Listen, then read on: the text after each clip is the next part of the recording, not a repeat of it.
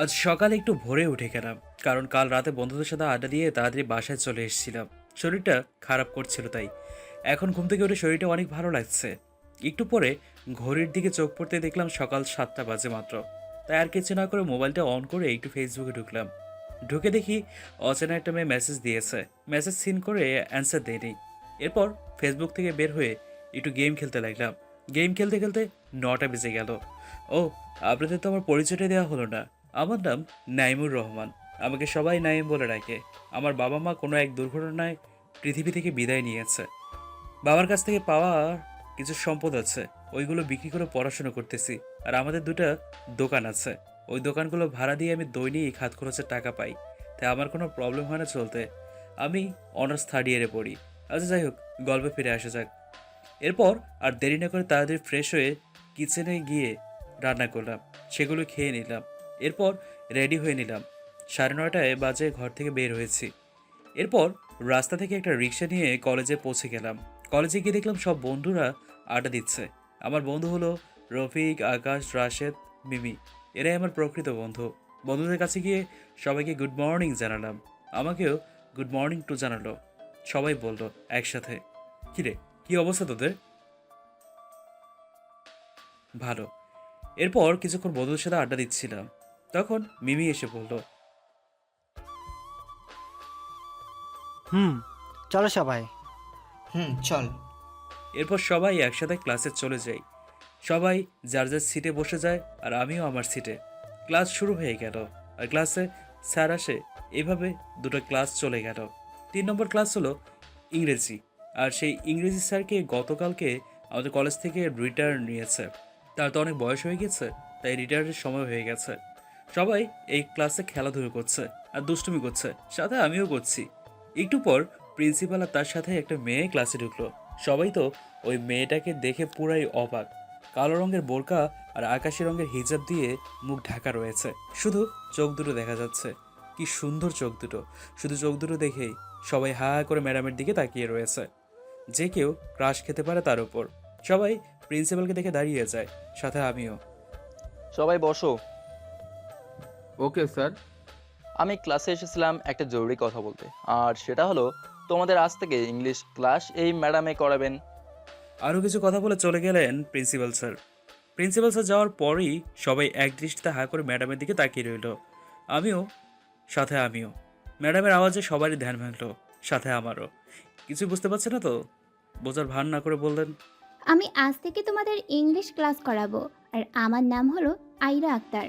আমি পড়ানোর সময় আমার ক্লাসে অমনোযোগী যেন কাউকে না দেখি। দেখলেই কিন্তু শাস্তি দেওয়া হবে, বলে দিলাম। কি রে, এটা কি বলে? আসতে না আসতেই শাস্তি দিবে বলছে? এরপর ম্যাডাম ক্লাস শুরু করলেন। এর মাঝে কিছুক্ষণ পর পর ম্যাডামের দিকে তাকাচ্ছি। দেখতে কি সুন্দর লাগছে। একটা কালো রঙের বোরকা আর আকাশি রঙের হিজাব পরানো, শুধু চোখ দুটো দেখা যাচ্ছে। তা দেখেই আমি ফিদা হয়ে গেছি। একটু পর পর ম্যাডামের দিকে তাকাচ্ছি আর বইয়ের দিকেও তাকাচ্ছি। কিছুতেই মন বসছে না পড়ায়, শুধু ম্যাডামকে দেখতে ইচ্ছে করছে। ম্যাডাম আমার দিকে তাকাতেই তা বুঝতে পেরেছে। আমিও আবার পড়ার বইয়ের দিকে তাকাই। একটু পর দিকে একজন আমাকে ডাকতেছে। মাথা উঁচু করে তাকাতে দেখলাম ম্যাডাম আমার সামনে দাঁড়িয়ে আছে। ও মা গো, খাইছে রে! এই ছেলে দাঁড়াও। হুম, জি বলেন ম্যাডাম। এই ছেলে, তোমার নাম কি? নাইম। হুম, আমি অনেকক্ষণ ধরে দেখতেছিলাম তোমার পড়ার মধ্যে কোনো মনোযোগ নেই। কই না তো, আমি তো পড়ার মধ্যে মনোযোগ দিয়ে রাখছি, পড়তেছি। ও আচ্ছা, তাই নাকি? তাহলে আমার প্রশ্নের উত্তর দাও। পৃথিবীর আদি ভাষার নাম কি? ম্যাডাম, এটা তো আমাদের ইংলিশ বইয়ের পড়া না। আমি অত শত বুঝি না। আমি যে প্রশ্ন করছি সে প্রশ্নের উত্তর দাও, না হলে বেঞ্চের উপর কান ধরে দাঁড়িয়ে থাকো। মা, বলতেছি। পৃথিবীর আদি ভাষার নাম ইন্দো ইউরোপীয়, তাই না ম্যাডাম? উত্তর সঠিক হয়েছে নাকি? হুম, হয়েছে।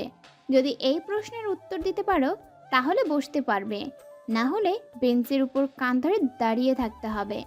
বলো, বাংলাদেশের আয়তন কত? বাংলাদেশের আয়তন আমি কিভাবে জানবো? আমি কি ফিতে দিয়ে বাংলাদেশটাকে মেপে দেখেছি নাকি? হ্যাঁ, বলেন। ঠাস! হুম, থাপ্পড়টা আমি খেয়েছি। মারলেন কেন? আমি আবার কি বললাম? বেশি আলতু ফালতু কথা বলতে শিখে গেছিস মনে হয়। তোরে যে প্রশ্ন করছি সেই প্রশ্নের উত্তর দে, না হলে বেঞ্চের উপর কান ধরে দাঁড়িয়ে থাক। 1,47,570 বর্গ কিলোমিটার। এবার আমি বসি। আমাকে এবার ছেড়ে দেন প্লিজ। মনে মনে ম্যাডামের 14 গোষ্ঠীকে গালি দিতে লাগলাম, তার সাথে ম্যাডামকেও। এবার বস। বেশি আজে বাজে কথা বললে এইভাবে থাপ্পড় খাবি। খাইছে রে। আজকে আসতে না আসতে মারতে শুরু করে দিল। এরা কি ম্যাডাম নাকি কোনটি ম্যাডাম? সালা বচ্চন ম্যাডাম কোথাকার। আবারও ক্লাস শুরু করলো ম্যাডাম। কিছুক্ষণ পর ম্যাডামের ক্লাস শেষ হওয়াতেই ছুটি হয়ে গেল আর ম্যাডাম চলে গেলেন। আমি ক্লাস থেকে বের হবো তখনই আকাশ বলল, চল সবাইকে আজকে আমি নাস্তা করাবো। ওরে, আজকে সূর্য কোন দিকে উঠলো দেখি তো একটু। তুই কখনো আমাদের নাস্তা করাস নাই, আর আজ আমাদের নাস্তা করাবি? চল সবাই। এই সুযোগ হাতছাড়া করা যায় না। আজকে আকাশের পকেট পুরো খালি করে দিমু সবাই মিলে। চল সবাই। এরপর একটা ভালো রেস্টুরেন্টে গিয়ে সব বন্ধুরা মিলে আজকে আকাশের পকেট পুরো খালি করে দিলাম। সবাই খাওয়া দাওয়া শেষ করে রেস্টুরেন্ট থেকে বাইর হয়ে যায়, যার যার বাসায় চলে গেল। আমিও বাসায় চলে আসলাম। এসে একটু ফ্রেশ হয়ে দিলাম একটা ঘুম। ঘুম থেকে উঠে দেখলাম সন্ধ্যা হয়ে গেছে। এরপর ছাদে আসলাম। ছাদে আসতে দেখলাম বাড়িওয়ালার মেয়ে আরও কয়েকটা মেয়ের সাথে হাসাহাসি করে কথা বলছে। আমি তাদেরকে দেখে নিচে চলে আসতেই তখনই একজন আমাকে ডাকলো। মেইলি কাউন্টে পেছনে ফিরে দেখাতেই বাড়িওয়ালার মেয়েরা আমাকে ডাকছে। ওই হ্যালো, শুনছেন? একটু এদিকে আসেন। আমি এর কিছু না বলে তাদের সামনে গেলাম। আপনাদের ছাদে আসতেছিলেন, আমাদেরকে দেখে মনে হয় আপনি নিজেই চলে যেতে লাগলেন, তাই না? তখনই বাড়িওয়ালার মেয়ের সাথে আরেকটা মেয়ে আমাকে বলল, আরে না, আমি দেখছিলাম যে আপনারা কথা বলতেছেন, তাই ডিস্টার্ব না করে আমি আমার বাসায় চলে যেতে চাচ্ছিলাম, তাই আর কি। ঠিক আছে, পরে কথা হবে, এখন আমি গেলাম। এই ছেলে, কই যাবেন? আপনি আগে আমাদের সাথে একটু আড্ডা দিয়ে তারপর বাসায় যান, কোনো প্রবলেম নাই। না থাক, আমার মেয়েদের সাথে আড্ডা দিতে প্রবলেম হয়, ছেলে হলে দিতাম। কেন? আমরা কি আপনাকে কোনো ডিস্টার্ব করব? আপনি প্রতিদিন আসতে পারেন ছাদে, আর আমাদের সাথে আড্ডা দিতে পারেন, কোনো প্রবলেম নাই। ঠিক আছে। আপনার নাম কি? নাইম। তোমার? সরি, ভুল হয়ে গেছে, ভুলে তুমি বলে ফেললাম। আপনার নাম কি? ইটস ওকে, আমার নাম মিমি। আমাকে যখন তুমি করে বলছো, তাহলে আমাকে তুমি করেই বলতে হবে, না হলে কিন্তু। আচ্ছা ঠিক আছে, তুমি করে ডাকবো আপনাকে। একটা কথা জিজ্ঞাসা করব, কিছু মনে করবেন না, ঠিক আছে? বলেন। আপনার কোনো গার্লফ্রেন্ড আছে? না, কেন? তাহলে তো ভালো। মানে বুঝলাম না। না, কিছু না। আরও কতক্ষণ কথা বলবে ওদের থেকে বিদায় নিয়ে নিজের বাসায় চলে আসলাম। বাসায় এসে নামাজ পড়ে তারপর নাস্তা করলাম। নাস্তা করে এবার ক্লাসের পড়াগুলো দেখতে লাগলাম। 9টা বাজতে কেউ আমার দরজায় নক করছে। আমি উঠে গিয়ে দরজা খুললাম। দরজা খুলে তো আমি পুরাই অবাক। একটু আগে বাড়িওয়ালার মেয়ে মিমের সাথে কথা বলেছিস যে সেই মেয়েটা আমার দরজার সামনে দাঁড়িয়ে আছে। ও, আপনাদের তো বলাই হয়নি, মিমি এ ব্যাপারে দেখতে ধপধপে সাদা, চুলগুলো হালকা লাল রং করানো, চলাফেরা পুরাতন যুগের মতো যে কেউ করতে পারে। মিমিটাকে ভাবনার জগৎ থেকে ফিরে আসলাম। হাই নাই, হ্যালো মিমি। কেমন আছেন? ভালো, তুমি? ভালো আছি তো। ভেতরে আসতে বলবেন না আমাকে? ভেতরে আসুন। মিমি রুমে ঢুকতে ঢুকতে বলতো, ওয়াও, আপনার রুমটা তো অনেক সুন্দর, আর রুমটা পরিপাটি গোছানো রয়েছে। কেউ ভেতরে না আসলে বলতেই পারবে না এটা এত সুন্দর করে সাজানো হয়েছে। থ্যাঙ্কস। এরপর কিছুক্ষণ মিমের সাথে গল্প করে একটু পথ চলে গেল তার বাসায়। আমি চলে যাওয়ার পরে ডিনার করে মোবাইলটা হাতে নিয়ে ফেসবুকে ঢুকে কিছু লেখালেখি করে তারপর ফেসবুক থেকে বের হয়ে ঘুমিয়ে পড়লাম। সকালে কারোটাকে আমার ঘুম ভাঙলো। কে যেন একজন দরজার ওপাশ থেকে ঠক ঠক ঠক করতেছে। আমি গামছা হাতে নিয়ে শরীরটা ঢেকে দরজা খুলতে গেলাম। আসলে রাতের বেলা ঘুমানোর আগে শার্টটা খুলে ঘুমিয়েছিলাম তো অতিরিক্ত গরমের কারণে। আমি দরজা খুলে দেখি সামনে মিমি দাঁড়িয়ে আছে, কলেজ ড্রেস গায়ে দিয়ে। কলেজ যাওয়ার জন্য রেডি হয়ে আছে, কিন্তু সে যে ড্রেস গায়ে দিয়ে আছে সেই ড্রেসটা তো আমাদের কলেজের। গুড মর্নিং নাই। Good morning to. তো রাতে কিরকম ঘুম হয়েছে? ভালো হয়েছে। এখন আপনি তাড়াতাড়ি রেডি হয়ে আমার সাথে চলুন। আর আপনি একসাথে বাইরে ব্রেকফাস্ট করব। আমি চুপ হয়ে আছি। তো যাবেন না আমার সাথে? এখানে দাঁড়িয়ে আছেন। আবার জিগায়, যেমন কে বলেছে 2 মিনিট ওয়েট করো, আমি রেডি হয়ে আসতেছি। আমি আর তুমি একসাথে ব্রেকফাস্ট করব, তারপর দুজনে আবার কলেজে যাব, ঠিক আছে? ঠিক আছে। আমি আমার রুমে গিয়ে 10 মিনিট পর রেডি হয়ে তার সামনে আসলাম। ওয়াও, তোমাকে অনেক সুন্দর লাগতেছে। সাদা টি শার্ট এবং কালো প্যান্টে তোমাকে সেই মানাইছে। You are a cute boy. Thanks, কিন্তু পাম্পটা মনে হয় বেশি হয়ে গেছে, একটু কম করে দিও কেমন? যা সত্যি তাই বলেছি, এখানে পাম দেওয়ার কি আছে? বুঝতে পারছি। চলো এখন বাইরে যাব। চলো। বাসা থেকে বাইর হয়ে রাস্তায় আসলাম, তখনই একটা পুলিশের গাড়ি আমাদের দিকে এগিয়ে আসছে। গাড়ি থেকে 4জন পুলিশ নেমে আমার সামনে আসলো আর বলল, আমরা আপনাকে কোথায় যেন দেখেছি। আপনার আসল পরিচয় দেন তো প্লিজ, কিছু মনে করবেন না। আমার পকেট থেকে মানিব্যাগটা বের করে আমার মানিব্যাগের উপর যে লোগোটা লাগানো রয়েছে সেটা তাদেরকে দেখিয়ে দিলাম। দেখার সাথে সাথে পুলিশগুলো আমাকে স্যালুট জানালো। আরে আপনারা কি করছেন? আমি জাস্ট সাধারণ জনগণের মতো, তাই না? তখনই 4জন পুলিশ থেকে একজন পুলিশ বলে উঠল, কি যে বলেন না আপনিও, আপনি আমাদের পুলিশ কমিশনার অফিসারের বন্ধু। হয়তো সে আপনার থেকে বড় হবে, যেটাই হোক আপনি তো তার বন্ধু। আর স্যার আমাদেরকে বললেন আপনাকে যেখানে দেখি সেখানে যেন স্যারের মতো আপনাকেও সম্মান করি। আর আপনার এনার লোগোটা যে কাউকে দেখালেই থমকে যাবে, আপনার যে পাওয়ার। আরও কিছুক্ষণ কথা বলে পুলিশগুলো একটু পর বিদায় নিয়ে গাড়ি নিয়ে চলে গেল। মিমি আমার দিকে অবাক দৃষ্টিতে হা করে তাকিয়ে রয়েছে। আমি মিমিকে বললাম, এভাবে আমার দিকে তাকিয়েছো কেন? তোমার এই চিহ্নটা কিসের? আমার ব্যাপারে অনেক কিছুই জানতে পারবে আস্তে আস্তে। এখন চলো, ব্রেকফাস্ট করতে হবে। চলো। এরপর দুজনে একটা ভালো রেস্টুরেন্টে গিয়ে দুজনের জন্য খাবার অর্ডার করলাম। খাবার শেষ করার পর বিলটা মিমি দিয়ে দেয়। আমি বিলটা দেওয়ার আগেই এরপর দুজনে একসাথে একটা রিক্সা নিয়ে কলেজে চলে আসলাম। কলেজে ঢুকতে দেখলাম আমার বন্ধুরা আড্ডা দিচ্ছে। আমি তাদের সামনে গিয়ে ওদের সাথে মিমিকে পরিচয় করিয়ে দিলাম। মিমি, এগুলো হলো আমার বন্ধু। একজনের নাম রাশেদ, আকাশ, রফিক, জান্নাত। সবার সাথে পরিচয় করে দিলাম মিমিকে। এই মেয়েটা কে? আরে তুই বুঝিস না, এটা ওর নিউ কালেকশন। তুই ঠিক বলছিস তো। এই তোরা একটু থামবি? মিমি হলো আমি যে বাসা থেকে সে বাসার বাড়িওয়ালার মেয়ে। মিমি এই কলেজে পড়ে, অনার্স সেকেন্ড ইয়ারে। বুঝতে পারছি। তখনই মিমি আমার কানের কাছে এসে আস্তে আস্তে বলল, নাইম, ওই দেখেছো আমার বান্ধবীরা অপেক্ষা করতেছে আমার জন্য। চলো তোমার সাথে ওদেরকে পরিচয় করিয়ে দিই। না থাক, আমি যাব না। পরে আরেকদিন তোমার বান্ধবীর সাথে পরিচয় হয়ে নেব বলে। এখন তুমি যাও, একটু পরে ক্লাস শুরু হয়ে যাবে। এরপর মিমি চলে গেল তার বন্ধুদের কাছে। আমি আর কিছুক্ষণ বন্ধুর সাথে আড্ডা দিয়ে সবাই মিলে একসাথে ক্লাসে চলে আসলাম। কিছুক্ষণ পর ক্লাস শুরু হয়ে গেল। দুটো ক্লাস শেষ হওয়ার পর 3 নম্বর ক্লাসটা ম্যাডামের। একটু পর ম্যাডাম চলে এলো। আজকে ম্যাডামের দিকে না তাকিয়ে শুধু পড়ায় মনোযোগ দিচ্ছি। একটু পর ম্যাডাম চলে গেলেন। তোমাদের ক্লাস শেষ হওয়ার একটু আগে দেখলাম যে বাইরে কি যেন হইতেছে। সবাই মিলে বাইরে এসে দেখি 30 থেকে 40 জন ছেলে দাঁড়িয়ে আছে কলেজের মাঠে। আর সব ছাত্রছাত্রীরা, টিচাররাও দাঁড়িয়ে রয়েছে। আমি প্রিন্সিপালের দিকে তাকিয়ে দেখলাম 30 থেকে 40 জন ছেলের মধ্যে একজন ছেলে এসে প্রিন্সিপালকে কী যেন বলছে রাগী লোক নিয়ে। মনে হয় ওদের লিডার হবে 30-40 জনের। আমি আর কিছু না ভেবে সোজা প্রিন্সিপালের কাছে চলে যাই। জিজ্ঞাসা করলাম কি হচ্ছে এখানে। তখনই সে ছেলেটা বলে উঠল, কে তুই? এখানে কি করতে আসিস? এতজন ছেলের মধ্যে তোর একটু ভয় করে না? এখান থেকে ভাগ, না হলে কিন্তু ঠ্যাং ভেঙে ফেলবো তোর। ভাই, আমি আপনার সাথে কথা বলতেছি না, আমি আমাদের কলেজের প্রিন্সিপাল স্যারের সাথে কথা বলতেছি। প্রিন্সিপাল স্যার, কী হচ্ছে এখানে? আমাকে একটু বলুন প্লিজ। আমার সাথে এমনিতে প্রিন্সিপাল স্যারের সাথে ভালো সম্পর্ক। তখন প্রিন্সিপাল স্যার আমাকে বললো, সেই ছেলেগুলো আমাদের কলেজে এসে সবাইকে ডিস্টার্ব করতেছে। কি বললেন? আমরা এখানে এসে আপনাকে ডিস্টার্ব করতেছি? মিথ্যা বলস কেন? আমরা তোদের কাছ থেকে 1 কোটি টাকা পাই। কলেজটা যখন তৈরি করতেছিলি তখন আমার বাবার থেকে 1 কোটি টাকা ধার নিয়েছিস। এখন 1 কোটি টাকার সুদ থেকে 1,50,000 টাকা হয়েছে। আজকে এই টাকাগুলো না দিলে আমরা এখান থেকে যাব না, আর এই কলেজের অস্তিত্বও রাখবো না। তোদেরকে আমরা অনেক টাইম দিয়েছি, তোরা এখন পর্যন্ত আমাদের অর্ধেক টাকাও পরিশোধ করতে পারিসনি। ভাই, আপনারা একটু বোঝার চেষ্টা করেন, আমাদেরকে আর একটু সময় দিন, আমরা আপনাদের সব টাকা শোধ করে দেব। না, সেটা আর হবে না। আজ টাকা না দিলে তোদের কলেজ আজকের ভেঙে চুরমার করে দিব।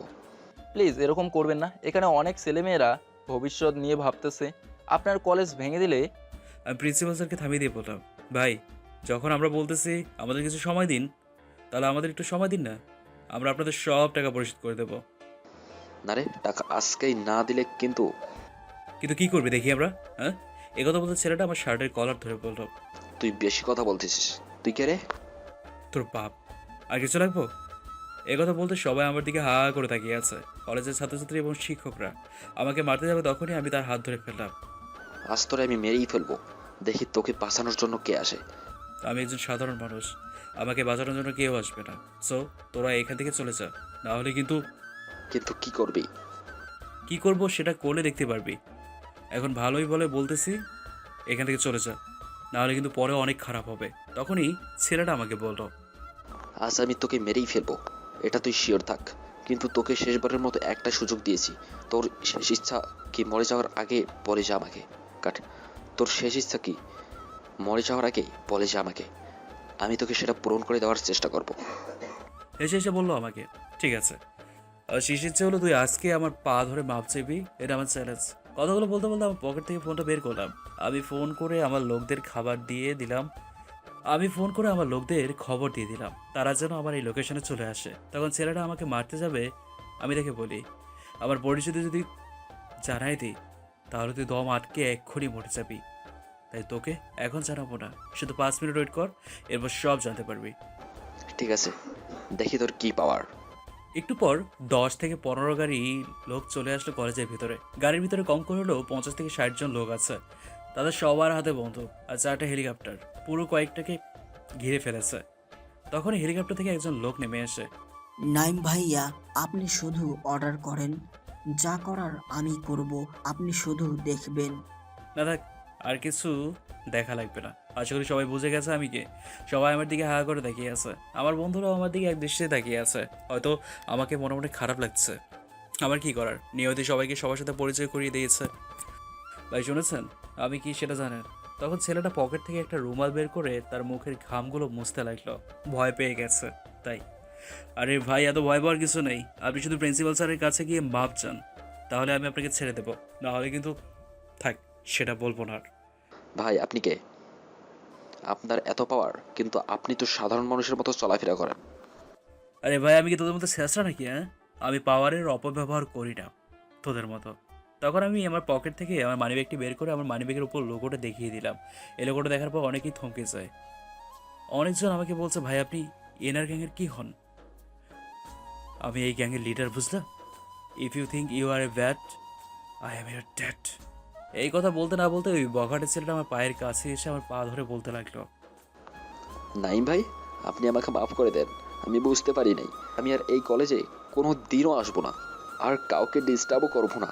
চলে যাবো এখান থেকে। প্লিজ ভাই, আমাকে ক্ষমা করে দিন। তবে একটা শর্তে ক্ষমা করতে পারি। কি শর্ত? শুধু বলুন, আমি করতে রাজি আছি। এরপর ছেলেটা প্রিন্সিপাল স্যারের কাছে গিয়ে ক্ষমা চায়, আর তিনিও তাকে ক্ষমা করে দেন। ঠিক আছে। আমি আমার লোকদেরকে ইশারা দিয়ে বলি ছেলেটাকে টাকা দিয়ে দিতে। একটু পর আমার লোক আমার কাছে এসে আমার হাতে একটা টাকার ব্যাগ ধরিয়ে দিল। এটা টাকার ব্যাগটা আমি ওই ছেলেটাকে দিয়ে বলি, ধর, তোর 1,50,000 টাকা তোকে ধরিয়ে দিলাম। আর বলতাম, এখান থেকে 2 মিনিটের মধ্যে তোরা সবাই ভাগ, না হলে কিন্তু আমার মাথা গরম হলে তোদের একটারও অস্তিত্ব রাখবো না। ছেলেগুলো চলে যাওয়ার পর আমি শেয়ার করি আমার গ্যাংয়ের লোকদেরকে, বলি, তোরা এখন যা। একটু পরে সবাই চলে গেল। শুধু কলেজের ছাত্রছাত্রীরা, টিচাররা, ম্যাডামরা দাঁড়িয়ে আছে অবাক দৃষ্টিতে, আমাকে শুধু দেখছে। আর আপনারা সবাই আমার দিকে এরকম অবাক দৃষ্টিতে তাকিয়েছেন কেন? আপনারা দয়া করে আমাকে কেউ খারাপ মনে করবেন না। আমি পাওয়ারের অপব্যবহার করি না। আমি প্রিন্সিপাল স্যারের কাছে গিয়ে বললাম, স্যার আপনি কি আমাকে খারাপ দৃষ্টিতে দেখছেন নাকি ভালো দৃষ্টিতে দেখতেছেন? তুমি কি যে বলো না, আমি তোমাকে আমার ছেলে মনে করি আরও আগে থেকেই। আর আজ তোমার কারণে আমার এই কলেজটা বেঁচে গেল। নাইম, তুমি আমাকে একটু জড়িয়ে ধরো, আমাকে বাবা মনে করে। এই কথা বলতে আমার চোখের পানি চলে আসলো। আমি তাড়াতাড়ি প্রিন্সিপাল স্যারকে জড়িয়ে ধরলাম, আর প্রিন্সিপাল স্যার আমাকে জড়িয়ে ধরলেন। তিনি আমাকে বললেন যে, তুই এই কলেজের সব থেকে সেরা ছাত্র। তুই যেমন ক্লাসে ফার্স্ট বয়, তেমনই তোর কাজের দক্ষতা রয়েছে। তুই আমাকে কথা দে, তুই পড়ালেখা শেষ করে আমার এই কলেজে শিক্ষকতা করবি। ঠিক আছে, আমি কথা দিলাম, কিন্তু কোনো কিন্তু হবে না, যেটা বলছি সেটা করবে। ওকে। সবাই আমাদের কাণ্ড দেখে অবাক হয়ে দেখতেছে আমাদের দিকে। এরপর প্রিন্সিপাল স্যার সবাইকে সব কিছু বুঝিয়ে বললেন আমার আসল পরিচয় কি, কারণ প্রিন্সিপাল স্যারের সাথে আমার ভালো সম্পর্ক ছিল তাই। এরপর সবাই সবার জায়গায় চলে গেল। আমিও বাসায় যাওয়ার জন্য রওনা দিলাম। তখনই পিছন থেকে কেউ একজন আমার হাত ধরলো। আমি পিছনে তাকাতে দেখলাম মিমি দাঁড়িয়ে আছে। মিমি, কিছু বলবা? নাইম, চলো আমরা দুজনে একসাথে বাসায় যাই। তুমিও তো আমাদের বাসায় থাকো। তাহলে চলো। এরপর আমরা দুজন কথা বলতে বলতে হাঁটতে হাঁটতে দুজনে বাসায় চলে আসলাম। আমি আমার বাসায় চলে আসি আর মিমি তার বাসায় চলে যায়। মানে একই ফ্ল্যাট, রুম আলাদা। এরপর আমি আমার রুমে গিয়ে ফ্রেশ হয়ে এরপর খাওয়া দাওয়া শেষ করে একটু ঘুম দিলাম মনের শান্তিতে।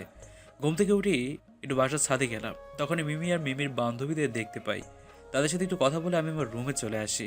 এরপর হালকা একটু নাস্তা করে পড়তে বসলাম। তখনই মিমি আসলো। মিমির সাথে একটু গল্প করে মিমি তার বাসায় চলে গেল। আমি আমার ফোনটা হাতে নিয়ে ফেসবুকে ঢুকে গল্প লিখতে লাগলাম। আমি প্রায় মাঝে মাঝে গল্প লিখি, তাই একটু লেখালেখি করি বেশি। এরপর গল্পটা লেখা শেষ করে ডিনার করে একটা মনের শান্তিতে ঘুম দিলাম। আহা, মনের শান্তি ঘুম তাই না? ঘুমের মধ্যে কত রং বেরঙের স্বপ্ন দেখতেছি। আহা, যদি সত্যি হতো তাহলে কতই না ভালো হতো। সকালে ঘুম থেকে উঠে দেখি 8টা বেজে গেছে। ঘুম থেকে উঠে একটু ফ্রেশ হয়ে সকালে ব্রেকফাস্টটা করলাম। ব্রেকফাস্ট করতে করতে 9টা বেজে গেল। কলেজে যাওয়ার জন্য রেডি হয়ে কলেজে রওনা দিলাম।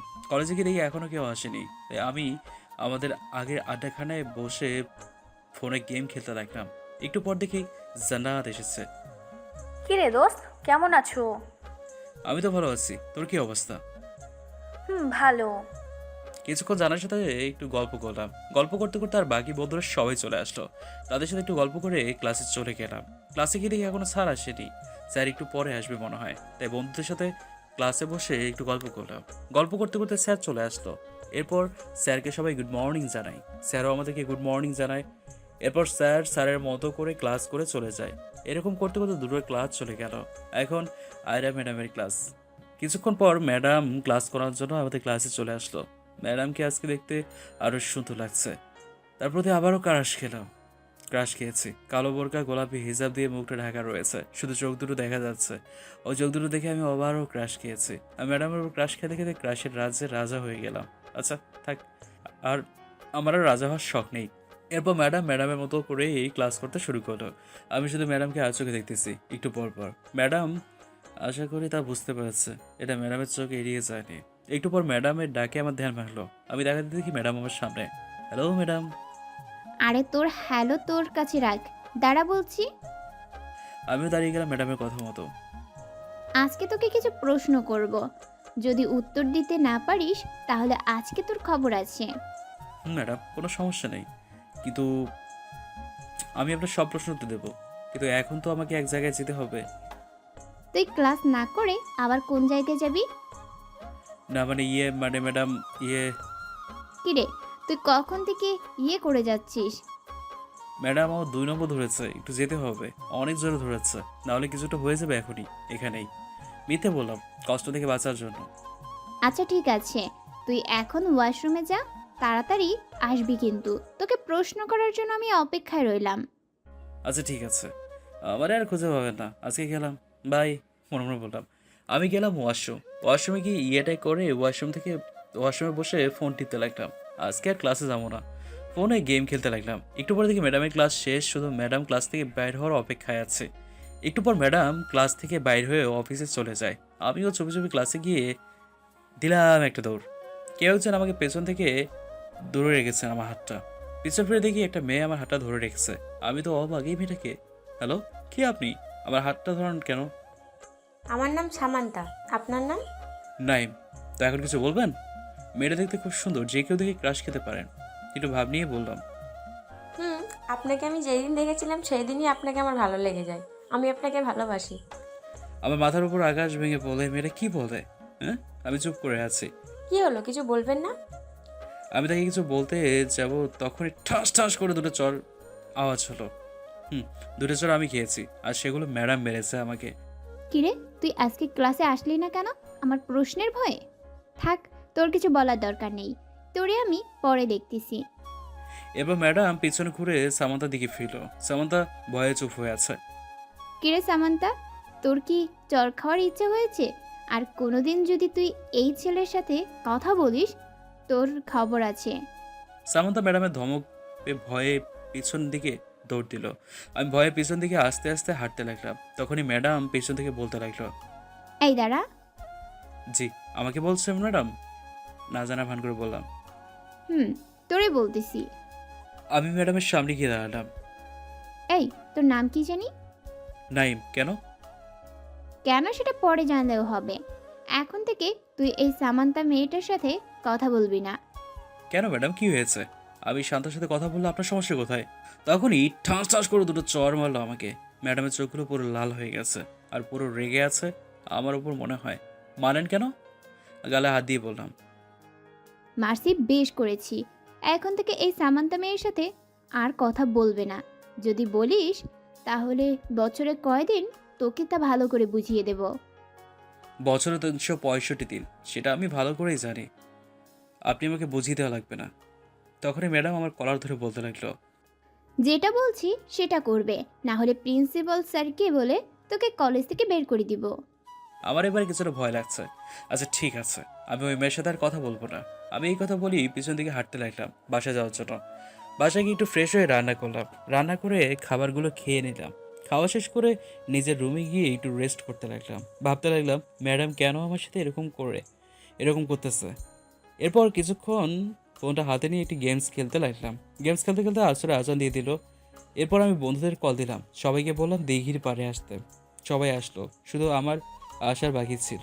একটু পর আমিও দিঘির পাড়ে চলে আসলাম। এই তো ভালো আছি, তোদের কি অবস্থা? সবাই একসাথে বললো এই তো। এরপর কিছুক্ষণ পর বন্ধুদের সাথে আড্ডা দিয়ে বাসায় চলে আসলাম। বাসায় ফিরে এসে রান্না করতে লাগলাম। রান্না করে ওইগুলো খাই নেই। খাওয়া শেষ করে রুমে গিয়ে আজকের পড়াগুলো করতে লাগলাম। একটু পর আমার ফোনটা হাতে নিয়ে ফেসবুকে ঢুকলাম। ফেসবুকে গল্প লিখলাম। আমি ফেসবুকে গল্প লেখালেখি করি। এরপর একটু পর ঘুমিয়ে গেলাম। ঘুম থেকে উঠে ফ্রেশ হয়ে সকালে নাস্তা খেয়ে কলেজে যাওয়ার জন্য রেডি হলাম। কলেজে গিয়ে দেখি ওই যে আমার বন্ধুরা আড্ডা দিচ্ছে, আমিও তাদের কাছে গেলাম। কিরে, কি অবস্থা তোর? ভালো, তোদের কি অবস্থা? এই তো মোটামুটি ভালো আছি। রফিক, রাশেদ, আকাশ, জান্নাত সবাই একসাথে বললো। এরপর কিছুক্ষণ তাদের সাথে আড্ডা দিয়ে ক্লাসে চলে আসলাম। ক্লাসে আসার কিছুক্ষণ পর ক্লাস শুরু হয়ে গেল। প্রথম ক্লাস একজন স্যার নিয়েছে, এরপর ক্লাস অন্য একজন স্যার নিয়েছে, এরপর 3 নম্বর ক্লাস ম্যাডামের। কিছুক্ষণ পর 3 নম্বর ক্লাস শুরু হলো। তখন ম্যাডাম ক্লাসে আসলো, তার সাথে প্রিন্সিপাল স্যারও আসলো। আমি তো প্রিন্সিপাল স্যারকে দেখে ভয়ে কাঁপতেছি। কিন্তু ম্যাডাম আবার কিছু প্রিন্সিপাল স্যারকে বলে দেয়নি তো? বলে দিলে তো আমার প্রেস্টিজ পাংচার হয়ে যাবে।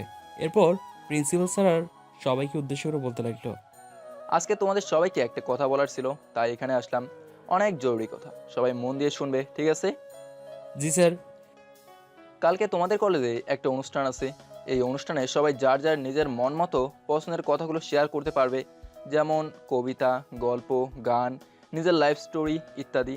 আরও বিভিন্ন কিছু শেয়ার করতে পারবে সবার সাথে। এই অনুষ্ঠানে ফার্স্ট, সেকেন্ড, থার্ডকে পুরস্কৃত করা হবে। যারা যারা এই অনুষ্ঠানে নিজের পছন্দের কথাগুলো শেয়ার করতে বাধ্য, তারা কলেজ ছুটি হওয়ার পর অফিসে চলে এসে নিজের নামটা খাতায় দিয়ে যাবে। ঠিক আছে স্যার, আমরা সবাই যোগ দেওয়ার চেষ্টা করব। এরপর আরও কিছুক্ষণ প্রিন্সিপাল স্যার কিছু কথা বলে ক্লাস থেকে চলে গেল। আমার ভয়টা দূর হয়েছে। ম্যাডাম কিছু প্রিন্সিপাল স্যারকে বলে দেয়নি। এরপর ম্যাডাম ক্লাস শুরু করে দিল। আমি শুধু ম্যাডামকে আর চোখে দেখতেছি আর পড়ায় মন দিচ্ছি। এটা হয়তো ম্যাডামের চোখে এড়ায়নি। ম্যাডাম তা বুঝতে পেরেছেন। আমার দিকে কয়েকবার রাগের লোক নিয়ে তাকিয়েছে। কিছুক্ষণ পর ম্যাডামের ক্লাস শেষ হয়, ম্যাডাম ক্লাস থেকে চলে গেল। এরপর যারা যারা অনুষ্ঠানে যোগ দিবে তারা সবাই একসাথে হয়ে অফিসে গেল। আমি যেতে চাচ্ছিলাম না, আমাকে বন্ধুরা সবাই মিলে জোর করে টানতে টানতে অফিসে নিয়ে যায়। সবার মতো আমিও খাতায় নাম দিই। আমি প্রিন্সিপাল স্যারকে বললাম আমাদের সবার লাস্টে স্টেজে ডাকার জন্য। ঠিক আছে, তুমি যা বলো তাই হবে। এরপর সবাই অফিস থেকে চলে এসে যার যার জায়গায় সবাই বসে আড্ডা দিতে লাগলাম। কিছুক্ষণ আড্ডা দেওয়ার পর দিয়ে বাসায় যাওয়ার জন্য রওনা দিতে লাগলাম। তখনই কেউ একজন আমাকে পেছন থেকে ডাকছে। আমি পেছনে ফিরে দেখি একটা মেয়ে আমার কাছে আসতেছে। হ্যালো ভাইয়া, আপনার নাম কি নাইম? কেন, কিছু বলবেন? না, কিছু বলার নেই। আপনাকে একটা চিঠি দিতে আসলাম। আমার বান্ধবী সামান্তা আপনার জন্য চিঠিটা পাঠিয়েছে আপনাকে দেওয়ার জন্য। এই যে নিন। আমি কিছু বলার আগে মেয়েটা দৌড়ে কোথায় যেন চলে গেল। আমি চিঠিটা খুলতে যাবো, তখনই কেউ একজন আমার কান ধরে টানছে। আমি দেখাতে দেখি পুরো অবাক, আমাদের আয়রা ম্যাডাম আমার সামনে দাঁড়িয়ে আছে। এই সে খাইছে রে। ম্যাডাম এখানে কেন? আস্তে আস্তে বললাম। কিরে, তোর হাতে ওটা কি? ওই কিছু না তো। এই কথা বলে আমার হাতটা পিছনে নিয়ে লুকিয়ে ফেললাম, কিন্তু শেষ রক্ষার হলো না। তোর হাতে কি আছে ওটা দিবি, নাকি এখন দুইটা দিব? চিঠিটা ম্যাডামের হাতে দিয়ে দিই। আমি নিজেও জানি না চিঠির মধ্যে কী লেখা আছে।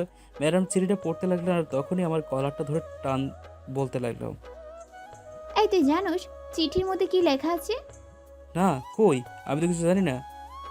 আহারে ধোয়া তুলসী পাতা, কিছুই জানে না। তুই কলেজে আসিস কি মেয়েদের সাথে প্রেম করার জন্য? তুই জানিস এই চিঠির মধ্যে তোকে ভালোবাসে এই কথা বলছে। তো কী হয়েছে, আমাকে ভালোবাসতেই পারে, তাতে আপনার কি? আর আপনি আমার পেছনে এরকম রেগে আছেন কেন? হ্যাঁ, আমাকে ছাড়ুন বলছি, ছাড়ুন। এবার ম্যাডাম আমাকে ছেড়ে দিল। তুই জানিস এই চিঠিটা যদি আমি প্রিন্সিপালকে দেই তাহলে তোর কি অবস্থা হবে? না না, এটা করবেন না। প্রিন্সিপাল স্যার আমাকে অনেক ভালোবাসে। তিনি আমাকে তার ছেলের মতো দেখেন। এটা দেখলে তিনি হয়তো কষ্ট পাবে। থাক, আপনার এটা করার দরকার নেই। এখন আপনি কী চান? হুম? তুই এখন আমার সাথে চল। না, আমি যাব না। যাবে না মানে তোর ঘাড় যাবে, চল বলছি। আমি যা বলবো তাই করবি, কিছু উল্টাপাল্টা করলে সোজা প্রিন্সিপালকে এই চিঠি দিয়ে দেব। না থাক, আপনাকে কষ্ট করে আর প্রিন্সিপাল স্যারের ভয় দেখানোর দরকার নেই। চলেন, কোথায় যাবেন? কোথায় যাব সেটা দেখলে বুঝতে পারবি, চল এখন আমার সাথে। ম্যাডাম আমার হাত ধরে ম্যাডামের গাড়ির সামনে নিয়ে গেলেন। আমাকে বলতে লাগলো যে, তুই কি গাড়ি চালাতে পারিস? কেন?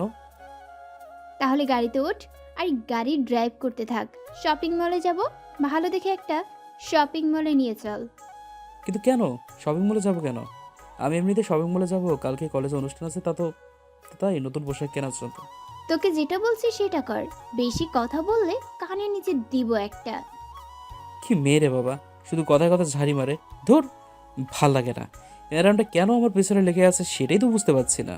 আমি তো মনে মনে ম্যাডামের ভিতরে একটু একটু ক্রাশ খাইছি, তার শাসনগুলো আমাকে মুগ্ধ করছে। কিরে, এত কিছু কি ভাবছিস? গাড়ি স্টার্ট কর। ওকে, করতেছি, ওয়েট করেন। গাড়িতে উঠে আমি ড্রাইভারের সিটে বসলাম, আর আমার পাশের সিটে ম্যাডাম বসলো। গাড়িটা ড্রাইভ করতে করতে একটা বড় শপিং মলে চলে এসেছি।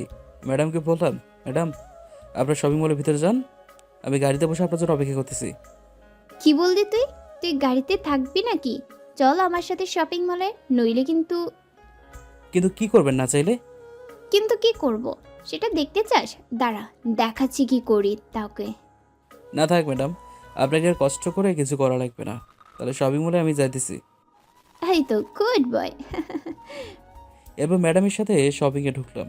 ম্যাডাম আমাকে বলতে লাগলো, তুমি এখান থেকে কিছু পছন্দ করে নাও। না থাক ম্যাডাম, আমার বাসায় অনেক কাপড় চোপড় আছে। যেটা বলছিস সেটা কর। আর হ্যাঁ, এখন যা কিনবি সেগুলো কালকে অনুষ্ঠানে পরে আসবি, না হলে কিন্তু তোর খবর আছে। এ মা, কথা কথা শুধু তুমি মারে, ধুর, ভাল লাগে না। আস্তে আস্তে বললাম।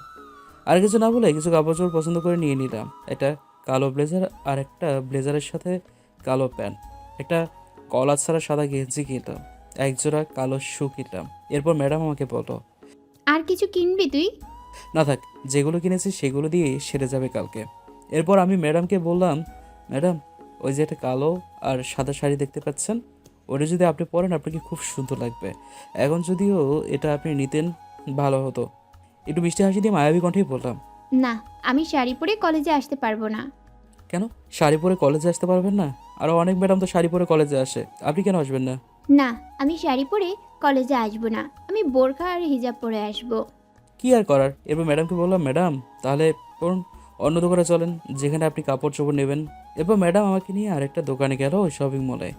আমি সেখানে গিয়ে মোটামুটি একটা কালো বোরকা আর একটা সাদা হিজাব পছন্দ করে দিলাম। এরপর ম্যাডাম ওইগুলো কিনে নিল, সব কিছু বিল ম্যাডাম নিজে দিয়ে দিল। ম্যাডাম এগুলো কালকে পরে আসবেন, ঠিক আছে? দেখা যাক পরে আসতে পারি কিনা। আপনি যদি এগুলো পরে না আসেন তাহলে আমিও এগুলো পরে আসবো না। এখন আপনি আমার দেওয়া পছন্দেরগুলো পরে আসেন, তাহলে আমিও আজকের কেনা পোশাকগুলো পরে আসবো। এরপর দুজনে কথা বলতে বলতে শপিং শেষ করে শপিং মল থেকে বাইরে বের হই। আজকে খুব ভালো লাগছে, আমার সাথে চলাফেরা, কথায় কথায় জারে দিল। কেমন যেন দুর্বল হয়ে যাচ্ছি তার প্রতি। এরপর আমি আর ম্যাডাম গাড়িতে উঠে আমি গাড়ি ড্রাইভ করতে লাগলাম। একটু পর 3 রাস্তার মোড়ে দাঁড়িয়ে গেলাম। ট্রাফিক সিগন্যালে আমরা যে রাস্তায় আছি সেই রাস্তার গাড়িগুলো স্টপে আছে। কি আর করার, আমরাও গাড়ির মধ্যে বসে দুজনে কথা বলতে লাগলাম। আমি বলতে চাচ্ছিলাম না, তাও ম্যাডাম জোর করে শুধু প্রশ্ন করে আমাকে। আমি আর উত্তর না দিয়ে থাকতে পারলাম না, শুধু বকবক করতে থাকি, শুধু বকবক করে। বিরক্ত লাগলেও কেমন যেন তার প্রতি দুর্বল হয়ে যাচ্ছে। ম্যাডামের সাথে কথা বলতে বলতে সামনে তাকাতে দেখি একটা মহিলা, তার কোলে একটি ছোট শিশু রয়েছে। দেখে মনে হচ্ছে অনেক গরিব ফ্যামিলি হবে। মহিলাটির কোলে রয়েছে শিশু, তাই কোলে নেওয়া অবস্থায় তার হাতে একটা কালো ব্যাগ ছিল। ওটা থেকে কিছু একটা পড়ে গেল। আমি ভালো করে দেখি সেটা একটা 5 টাকা দামের পাউরুটি। পাউরুটিটা রাস্তার মধ্যে পড়ে যায়। 3 রাস্তার মোড়ের মাঝখানে মহিলাটি শুধু এদিক ওদিক তাকাচ্ছে পাউরুটিটা নেওয়ার জন্য, কিন্তু গাড়ি আসা যাওয়ার জন্য পাউরুটিটা নিতে পারছে না। দেখে মনে হচ্ছে সেই মহিলাটি অনেক দিন কিছু খায়নি, আর তার কোলের শিশুটিও কান্না করা শুরু করে দিল। মহিলাটি অনেক কষ্ট করতেছে পাওয়ার জন্য, এটা নেওয়ার জন্য, কিন্তু কিছুতেই পাচ্ছে না গাড়ি আসা যাওয়ার জন্য। আমি আর কিছু না ভেবে আশেপাশে শুধু দেখতে লাগলাম। আমার ডান পাশে তাকাতে দেখি একটা পুলিশের বাইক, তার মধ্যে 2জন পুলিশ রয়েছে। আমি পুলিশকে বললাম, হ্যালো, শুনছেন আমার কথা? বলেন, কোনো সমস্যা হচ্ছে? না, কোনো সমস্যা হইতেছে না। আপনার কাছে যে শর্ট গানটা রয়েছে ওটা আমাকে দেন তো। এই কথা বলতে পুলিশগুলো আমার দিকে অবাক দৃষ্টিতে তাকিয়ে রইল। হোয়াট, কি বলছেন আপনি? আমি আর কিছু না বলে আমার পকেট থেকে মানিব্যাগটা বের করে মানিব্যাগের উপরের লোগোটা তাকে দেখিয়ে দিলাম। এবার বললাম যে, এবার কি আপনি আমাকে চিনতে পেরেছেন? আমি কে? আপনি এই লোগোটা কই পেয়েছেন? এই লোগোটা হলো আমাদের গ্যাংয়ের লোগো, আর আমি সেই গ্যাংয়ের লিডার। আমি আর পুলিশ কি বলছি কথাগুলো কিছুই বুঝতে পারছে না। মনে হয় ম্যাডাম আমার দিকে অবাক দৃষ্টিতে তাকিয়ে রয়েছে। এই কথা বলতে পুলিশ দুজন বাইক থেকে নেমে আমার সামনে আসলো, বলতে লাগলো, আসলে আমরা আপনাকে চিনতে পারি নাই, দয়া করে কিছু মনে করবেন না প্লিজ। ঠিক আছে, এখন আপনার শর্ট গানটা আমাকে দিন। এবার পুলিশটা তার গানটা আমাকে দিল। আমি তা নিয়ে গাড়ির ভিতরে নিলাম। তাকে বললাম 10 মিনিট পরে দিয়ে দেবো। আরে থাক ভাই, আপনার গানটা না দিলে সমস্যা নাই, আপনার প্রয়োজনে গানটা আপনার কাছে রেখে দিন। না থাক, 10 মিনিট পরে বলছি, আপনাকে দিয়ে দেবো। আপনি এখানে একটু ওয়েট করেন, ঠিক আছে? এরপর আমি গাড়ি স্টার্ট করে দিলাম। আমার গাড়ি স্টার্ট করা দেখে পুলিশগুলো একটু অবাক হলো, কারণ ট্রাফিক সিগন্যাল অবস্থায় আমি গাড়ি স্টার্ট করে দিলাম। আমি গাড়ি স্টার্ট করে ওই মোড়ের সামনে গেলাম। 3বার রাস্তার পরে গাড়ি ব্রেক করি। ব্রেক করার সাথে সাথে আশেপাশে সব গাড়িগুলো থেমে যায়। কিছু গাড়ি হালকা একটা গাড়ির সাথে ধাক্কা খায়, তেমন কিছু হয়নি। মহিলাটি এখনও দাঁড়িয়ে আছে, আমার গাড়ির কর্মকাণ্ড দেখে। সবাই গাড়ি থেকে বাইরে গাড়ির সামনে চেঁচামেচি শুরু করে দেয়। অনেকেই আমাকে গাড়ি দিতে শুরু করে। অনেকজন আমার 14 গোষ্ঠী উদ্ধার করে ফেলছে। আমি কিছু না বলে আমার যে হাতে গুলি ছিল ওইটা নিয়ে আমার হাতটা গাড়ির বাইরে বের করে সবাইকে গুলিটা দেখিয়ে দিলাম। গানটা দেখার সাথে সাথে সবাই যে যার জায়গায় বসে গেল। কিছু লোক পালাতে লাগলো। আমি আর কিছু না বলে গানটা নিজের কাছে রেখে গাড়ি থেকে বাইরে হয়ে ওই মহিলাটির সামনে গেলাম। মহিলাটি এখনও দাঁড়িয়ে আছে, তার কোলে এখনও ছেলেটি আছে, আর পাউরুটির রাস্তার মধ্যে পড়ে আছে। আমি গিয়ে পাউরুটিটার সামনে গেলাম। আমার যাওয়া দেখে ওই মহিলাটি আমার সামনে আসলো আর আমার সামনে বসলো। আমি পাউরুটিটা হাতে নিয়ে পরিষ্কার করতে লাগলাম, আর ওই মহিলাটিকে বলতে লাগলাম, আপনি কি জানেন আপনার পাউরুটিটা আমাকে অতীতের কিছু কথা মনে করিয়ে দিয়েছে, যেগুলো আমি এখন বলতে যাচ্ছি। আমি 8 দিন কাজ করে একটা পাউরুটি কিনতে পারতাম। খালি পেটে আপনি পাউরুটিটা রাস্তার মধ্যে পড়ে যাওয়া এই পাউরুটিটা নেওয়ার জন্য কত কষ্ট করতেছেন সেটা আমি বুঝতে পারছি। আপনার এই পাউরুটিটা অনেক কষ্টে পেয়েছেন, ওইটা দেখে বোঝা যাচ্ছে। কিন্তু কি জানেন, এ দুনিয়ায় কারোর জন্য দাঁড়িয়ে থাকে না। দুনিয়ার সাথে আপনাকেও দৌড় দিতে হবে দুনিয়াকে ধরার জন্য। যেদিন দুনিয়াকে ধরতে পারবেন সেদিন আপনি সাফল্য অর্জন করতে পারবেন, সেদিন আপনার কষ্ট দূর হবে। কারণ দুনিয়া কারোর জন্য দাঁড়িয়ে থাকে না, দাঁড়িয়ে থাকে মানুষ, আর সেটার কারণে মানুষ এখন এত কষ্ট করতেছে। আমি পাউরুটিটা পরিষ্কার করে মহিলাটার দিকে হাত বাড়িয়ে দিলাম। মহিলাটি একবার পাউরুটিটার দিকে তাকায়, আরেকবার আশেপাশের মানুষজনের তাকায়, কারণ আশেপাশের মানুষ অনেক জমে গেছে। আমাদের কর্মকাণ্ড দেখে অবাক হচ্ছে। আমি আবার মহিলাটিকে বলতে লাগলাম, আশেপাশের মানুষের দিকে তাকাই কোনো লাভ নেই, কারণ আপনার মতো সৎ মানুষ এখনও আশেপাশে কম আছে। আশেপাশের মানুষদের দিকে না তাকিয়ে থেকে নিজেই সাফল্যের দিকে হাঁটতে থাকেন, তাহলে সেটাই যে লাভ হবে। মানুষকে ভয় পাওয়ার কোনো দরকার নেই, কারণ এই বাংলাদেশের ডন আমি, এনার কেউ আপনার প্রতি আঙ্গুল তোলার সাহস পাবে না। এরপর মহিলাটি আমার কাছ থেকে পাউরুটি টেনে নিল। পাউরুটিটা নেওয়ার পর দেখলাম যে মহিলাটি অনেক খুশি, কারণ তার পাউরুটিটা তার কাছে ফিরে এসছে। এরপর আমি দাঁড়িয়ে গেলাম, আমার সাথে আছে মহিলাটি দাঁড়িয়ে গেল। এরপর আমি আমার পকেট থেকে 5,000 টাকা বের করে মহিলাটিকে দিলাম। মহিলাটি খুশি হয়ে বলতে লাগলো, আপনাদের মতো মানুষ যদি আমাদের বাংলাদেশের গরিব মানুষদেরকে একটু সাহায্য করতো, তাহলে আমাদের এই দেশে আর গরিব থাকতো না। চোখ দিয়ে পানি পড়তে বলতে লাগলো, আপনার কথা সত্যি, কিন্তু আমার দেশে তো এরকম মানুষ খুবই কম রয়েছে। কি আর করা, মানুষের মতো মানুষ হতে বলতে কিছু নাই, শুধু নিজের স্বার্থটাই চিনতে পারে, অন্য কিছুটা চিনতে পারে না। তারাও তো আর পাবে না। আজ আমাদের দেশে ঘুরে আসে বলেই তো আমাদেরকে সবাই ধনী বলে, আমাদেরকে মানুষ সম্মান করে। গরিব আছে বলে তো ধনীর এত সম্মান। ঠিক বলছেন। ঠিক আছে, এখন তাহলে আমি গেলাম, বাই। এরপর মহিলাটাকে বিদায় জানিয়ে চলে আসলাম গাড়িতে বসে গাড়িটা পিছনে নিয়ে গেলাম আবার আগের জায়গায়। আবার আগের মতো চলতে লাগলো গাড়িগুলো ট্রাফিক সিগন্যালে। আমার দিকে ম্যাডাম অবাক দৃষ্টিতে তাকিয়ে আছে। আমি ম্যাডামকে বললাম, ম্যাডাম এভাবে তাকিয়ে থাকবেন না, নাহলে প্রেমে পড়ে যাবেন। ম্যাডাম এই কথা শুনে কিছুটা লজ্জা পেয়ে গেল। তার চোখ দুটো দেখে বোঝা যাচ্ছে, মুখটা তো দেখতে পাচ্ছি না, চোখ দুটো দিয়ে সব কিছুই বোঝা যায়। প্রেমে তো অলরেডি পড়ে গেছি তোমার প্রতি। কি বললেন? কই কিছু না তো। এরপর কিছু না বলে আমার হাতে গুলিটা পুলিশটিকে দিয়ে দিলাম। পুলিশটি গুলিটা নিয়ে গেল। তারপর আবারও গাড়ি স্টার্ট করে বাসায় চলে আসলাম। বাসায় চলে এসে গাড়ি থেকে বাইরে বাসায় যেতে লাগলাম। আমি আমার শপিং করার জিনিসগুলো নিয়ে বাসায় ঢুকতে যাব, তখনই ম্যাডাম আমাকে আবার ডাক দিল। আমি পিছন ফিরে তাকাতেই বলতো, নাইস টু মিট ইউ। তোমার সাথে কথা বলে আমার অনেক ভালো লাগলো। কালকে দেখা হবে কলেজে। ঠিক আছে ম্যাডাম। এরপর আমি বাসায় চলে আসলাম। ম্যাডামের বাসায় চলে যাব। বাসায় চলে এসেছি, খাওয়া দাওয়া করে শান্তিতে ঘুমটা দিয়ে দিই। সকালে তাড়াতাড়ি উঠে কলেজ যাওয়ার জন্য ফ্রেশ হয়ে কালকে শপিং করার জিনিসগুলো পড়তে লাগলাম। সবগুলো পরে কলেজ যাওয়ার জন্য রওনা দিলাম। অবশেষে কলেজে চলে আসলাম। কলেজে ঢোকার পর তখনই দেখলাম সবাই আমার দিকে হা করে তাকিয়ে আছে। মনে মনে বলতে লাগলাম, হিমা কি হয়েছে আবার আমার? সবাই আমার দিকে ভূত দেখার মতো তাকিয়ে আছে কেন? তখন পেছন থেকে আকাশ ডাক দিল আমাকে। তার সাথে রফিক, রাশেদ, জান্নাত এরাও ছিল। আমি তাদের কাছে গিয়ে বলি, কিরে আজকে সবাই আমাদেরকে এভাবে অবাক দৃষ্টি তাকিয়েছিস কেন? হ্যাঁ? তখন রাশেদ বলে, কি মামা, তুই তো টাস্কি লাগাই দিছিস সবাই রে, তোকে তো আজকে সেই লাগতেছে। আর বলিস না, আমার গায়ে যে পোশাকগুলো দেখছিস এগুলো আমাদের এই কলেজের আয়রা ম্যাডাম দিয়ে কিনে দিয়েছে জোর করে। মামা, তুই তাহলে টেম্পো চালাতে আসিস? নাইম, তোর কয়টা লাগে বল তো ম্যাডামের সাথে করতেছ? আমাদের মামাই কলেজের ক্রাশ, এ কথাটা আকাশ বললো। আর আজকে তো তোরা সেই লাগতেছে এটাও বললো। বন্ধুরা সবাই একসাথে বললো। আমি তখন বললাম, এরে তোরা একটু থামবি, এত পাম মারাস কেন তোরা? হ্যাঁ, আজকে কি সবাই পামের মেশিন নিয়ে বসছিস নাকি? আর আমার এখানে পাম দিতে চাস? হ্যাঁ, তোরা তো আজকে অনেক হ্যান্ডসামভাবে সাজিয়েছে। আজকে কলেজে অনুষ্ঠান আছে, তাই একটু নতুন পোশাক পরে আসলাম আর কি। হ্যাঁ, হালকা রেগে গিয়ে বললাম। তাদের সাথে একটু কথা বলায় তারা সবাই ক্যান্টিনে চলে যাবে বলছে। আমি তাদের সাথে ক্যান্টিনে যাব, কিন্তু শেষ রক্ষা হলো না। পেছন থেকে সামান্তা ডাক দিল। আমি আমার বন্ধুদেরকে বললাম, তোরা ক্যান্টিনে যা, আমি একটু পর আসতেছি। এরপর চুলগুলো ক্যান্টিনে চলে গেল। আমি সামান্তার কাছে গেলাম। বলো কি হয়েছে, ডাকছো কেন? তোমাকে না আজ অনেক কিউট লাগতেছে। ধন্যবাদ। আর কিছু বলার আছে? আরে রাগ করছো কেন? চলো একটু বসে কথা বলি। না থাক, যা বলো আর এখানে বলো। বন্ধুরা ওয়েট করতেছে ক্যান্টিনে। কথাগুলো বলতে লাগলাম। বলতে বলতেই কোত্থেকে যেন ম্যাডাম আমাদের সামনে এসে হাজির হলো। আজকে ম্যাডাম সেই লাগতেছে।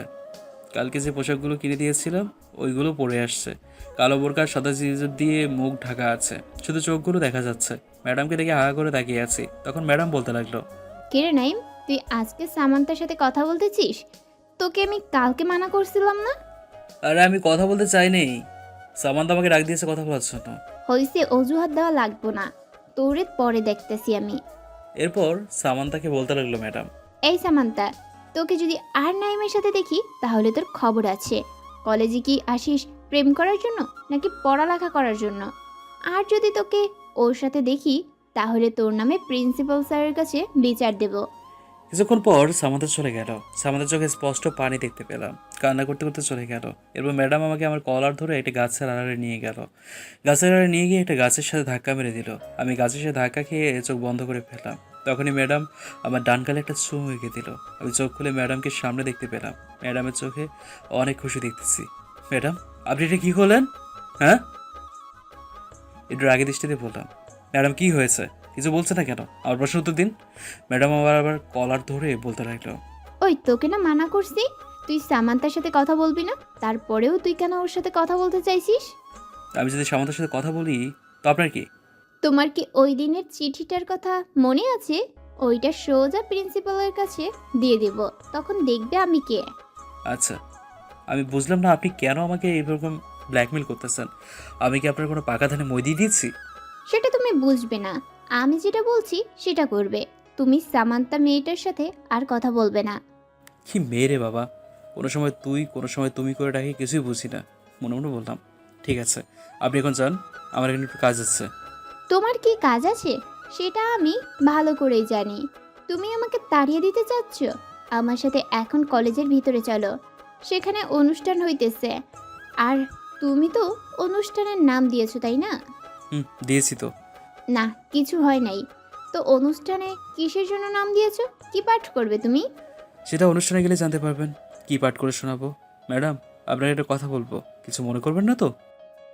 বলো কি বলবে। ম্যাডাম আপনার এখানে আজকে অনেক সুন্দর লাগতেছে। আমার পোশাকের সাথে আপনার পোশাকের মিল আছে, সুন্দর লাগতেছে আপনাকে। একটু পা মারলাম আর কি। এই কথা শোনার পর ম্যাডাম একটু লজ্জা পেয়ে গেল, আবার আমাকে বলতে শুরু করলো, হইছে, আর পাম দিতে হবে না। আসলে তোমাকে আজকে অনেক সুন্দর লাগতেছে। You are a cute boy.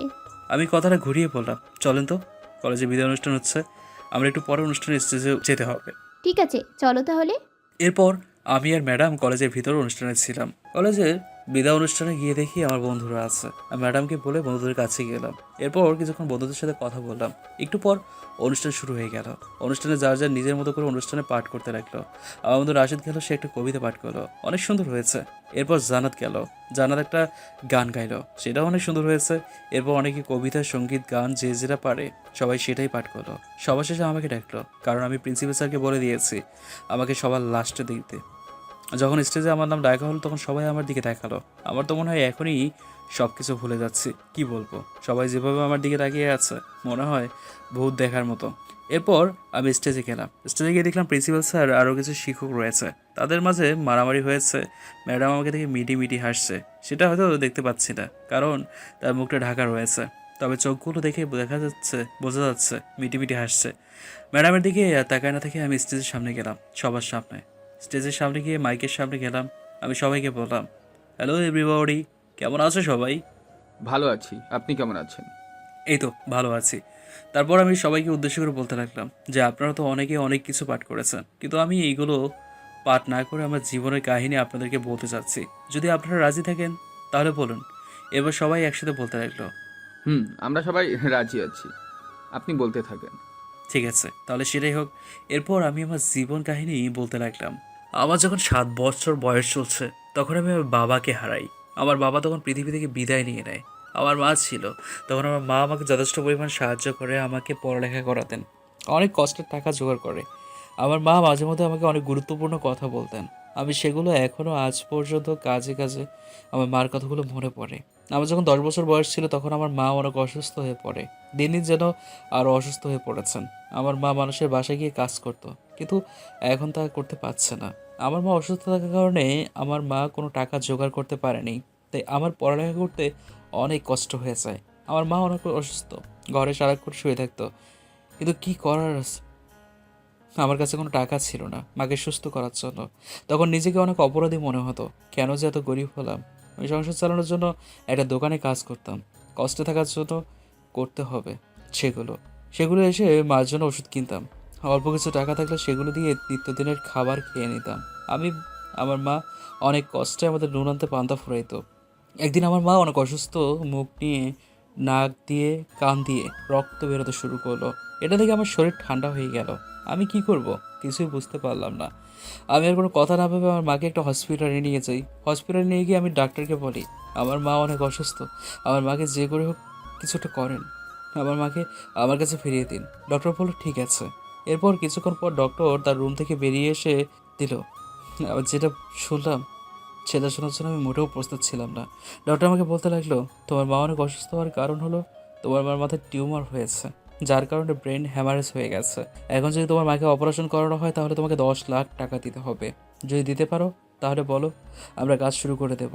আমি ডক্টরকে বললাম আমাদের নুন আনতে পান্তা ফুরায়, আমি কীভাবে 10 লাখ টাকা দেবো? আমি যদি এইভাবে 10 বছরও কাজ করি তারপরেও 10 লাখ টাকা আনতে আমাদের অনেক দিন লেগে যাবে। আর কিছু টাকা কামান, তাহলে দেখি কি করা যায়। তখন ডক্টর আমাকে বলতে লাগলো ঠিক আছে, তোমার যখন এতই কষ্ট হয় তাহলে তোমার জন্য 1 লাখ টাকা ডিসকাউন্ট আছে। যদি 9 লাখ টাকা দিতে পারো তাহলে বলো, আমরা কাজ শুরু করে দেবো। নাহলে থাক, তুমি তোমার মাকে নিয়ে যাও। আমি ডাক্তারকে বলতে লাগলাম 9 লাখ টাকা কীভাবে দেবো, তারপরেও একটু দেখেন কি করা যায়। আমি বাড়িতে আসতেছি এই বলে বাইরের দিকে দৌড়ে দিলাম। আমার মাকে বাঁচানোর জন্য টাকা দরকার, সেগুলো জোগাড় করতে গেলাম। আমি 2 ঘন্টা পর হসপিটালে ফিরে আসি 2 লাখ টাকা হাতে নিয়ে। অনেক কষ্টে 2 লাখ টাকা জোগাড় করতে পেরেছি, কিন্তু কি করার। আমি ডক্টরকে এসে বলি ডক্টরবাবু আপনি আমার মাকে বাঁচিয়ে তুলুন, আমার কাছে এখন 2 লাখ টাকা আছে। ডক্টর আমাকে বলতে লাগলো সরি, আমরা সেটা করতে পারবো না। যদি 9 লাখ টাকা দিতে পারো তাহলে বলো, তোমার মার অপারেশন আমরা শুরু করতে পারি। আর যদি না পারো তাহলে তুমি তোমার মাকে তোমার ঘরে নিয়ে যাও, আমরা কিছুই করতে পারবো না। তিনি অন্ততপক্ষে 4 থেকে 5 ঘন্টা বাঁচবে, তারপরেই আর এই পৃথিবীতে থাকতে পারবে না। আমি ডক্টরের কথা শুনে আমার চোখ দিয়ে অঝরে পানি পড়তে শুরু করলো। আমার হাতে 2 লাখ টাকা, পুরো হসপিটাল ছেড়ে দিলাম। বলতে লাগলাম যে যেটা করেছি সেটা যদি উদ্দেশ্য না পূরণ হয় তাহলে টাকা দিয়ে আমি কী করব। দিলাম তো গোলাতে হাত দিয়ে ছুঁড়ে মারি ডক্টরের মুখের উপর। মনে মনে বলতে লাগলাম যদি এই দুনিয়াতে সব কিছু টাকা দিয়ে হয় তাহলে মানুষের মাঝে মনুষ্যত্বটা কোথায় গিয়ে দাঁড়ালো। হায় রে মানুষ, আবার আর কি করার। আমি আমার মাকে আমার বাসায় নিয়ে আসি অনেক কষ্টে। আমার চোখ দিয়ে অনবরত পানি পড়তে লাগলো। আমার মা আমাকে বলতে লাগলো যে বাবা শোনো, তুমি আমার জন্য যা করেছো আমি তাতেই খুশি। আমি হয়তো আর অল্প কিছুক্ষণ বাঁচতে পারবো, তারপর আমি আর বাঁচতে পারবো না। তুই আমাকে কথা দে, আমি এখন যা যা বলবো তুই সব কিছু আমার কথা মতো করবি। আমি আমার মায়ের হাতের উপর হাত রাখলাম, বলতে লাগলাম, মা তুমি বলতে থাকো, আমি সব শুনছি। তখন একটা কথা আমি পালাতে পারবো না, তুমি আমার সব কিছু, তুমি যা বলবে আমি তাই শুনবো। এরপর মা আমাকে আবার বলতে শুরু করলো, তুই ভবিষ্যতে এমন একজন লোক হবি, তোর নাম শুনলে যেন পুরো দুনিয়ায় মানুষের কলিজাটা যেন ওঠে। কিন্তু তোর কথায় শুধু যেন খারাপ লোকেরাই ভয় পায়। ভালো লোকেদের সবসময় সাহায্য করবি, আর গরিবদের সবসময় তাদের পাশে থাকবি, তাদেরকে সবসময় সাহায্য করবে, আর খারাপদের বিপক্ষে থাকবি। তুই ভবিষ্যতে একজন তাকত মানুষ হয়ে উঠবি। তুই ভবিষ্যতে একজন তাকতদার মানুষ হয়ে উঠবি। তুই ভবিষ্যতে অনেক টাকা রুজি করবি, কিন্তু তা শুধু নিজের ভোগ করবি না, নিজের মনের মধ্যে মনুষ্যত্ব নিয়ে বেঁচে থাকবি, আর গরিবদের সবসময় পাশে থাকবি, তাদেরকে সবসময় সাহায্য করবি।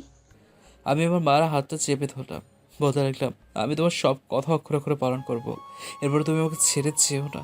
এরপর মা আমাকে আবারও বলতে লাগলো, বাবা, আমি হয়তো আর কিছুক্ষণ থাকতে পারবো এই পৃথিবীতে, আর থাকতে পারবো না। এই কথা বলতে না বলতেই আমার মা কেমন যেন করতে লাগলো, মাছের মতো ছটফট করতে লাগলো, মরা মাছের মতো। আমি আর মা কেমন করতে দেখে আমি আমার চোখে বিশ্বাস করতে পারছিলাম না। মা কেমন যেন করতেছে, আমার মা কেমন যেন আগের মতো হয়ে গেছে, শক্ত হয়ে গেছে শরীরটা। আমার কাছে আমার মা কিছু বলতে পারছে না, নড়াচড়া করতে পারছে না। আমি আমার মায়ের নাকের উপর আমার আঙ্গুলটা রাখলাম, নিঃশ্বাস নিচ্ছে না। আমি বুঝে গেছি আমার মার এই পৃথিবীতে বেঁচে নেই। আমি আমার মাকে কবর দেওয়ার জন্য কবর খুঁজতে লাগলাম, কিন্তু কেউ আমার মাকে কবর দেওয়ার জন্য জায়গা দিল না। এরপর শেষে আমি আমার ঘরটা ভেঙে ফেলি। আমি আমার মাকে সেই ঘরে দিয়ে পরে পরে বলতে লাগলাম, আমি আজ থেকে এই ঘরে থাকবো না, আজ থেকে আমি আমার ঘরের বাইরে থাকবো, আমার মা থাকবে আমাদের ঘরে। আমি আমার মাকে কবর দিয়ে তার কবরের পাশে বসতে লাগলাম। আমি কবরের পাশে বসে এভাবে 2-3 দিন কেটে গেল, কিন্তু মাকে অনেক মিস করতেছি। তার কবরের পাশে থাকলে কিন্তু কি আর করার, আমার আপন বলতে আর কেউ নেই। আমি সেই সিদ্ধান্ত নিলাম আমার মার কথা সবগুলো মানার চেষ্টা করব। তাই আমি বাইরে যাওয়ার জন্য রওনা দিলাম। বাইরে যেয়ে দেখি একজন লোক আমার সামনে আশঙ্কা হয়ে দাঁড়িয়ে পড়ে। আমি ভয় পেয়ে যাই। আমি চোখ মুছতে মুছতে তার দিকে তাকাই, আর দেখি লোকটা কীরকম যেন করতেছে। দেখে মনে হচ্ছে পাগল, আবার ঘন্টা ঘন্টার চেহারাও মনে হচ্ছে। সেই লোকটা খুলে বলতে লাগলো, এই ছেলে, টাকা দে, টাকা দে। আমি লোকটাকে বলতে লাগলাম, আরে আমার কাছে কোনো টাকা নেই, আমি নিজেই টাকা খুঁজে বের করেছি। লোকটা আমাকে বলতে লাগলো, তোর কাছে টাকা নেই, তাহলে ধর আমার টাকাগুলো তুই নিয়ে যা। তখন এই লোকটা তার পকেট থেকে কিছু টাকা আমার গায়ের উপর ছুঁড়ে মারে। আমি আবার মায়ের কথাগুলো মনে পড়তে লাগলো।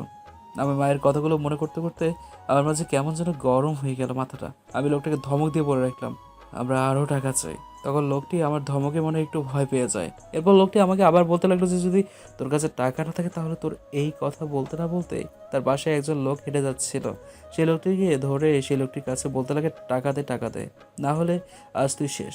লোকটি তখন ভয়ে ভয়ে তার পকেট থেকে অনেকগুলো টাকা তাকে দিয়ে দেয়। এরপর লোকটা ওই লোকটাকে ছেড়ে দেয়।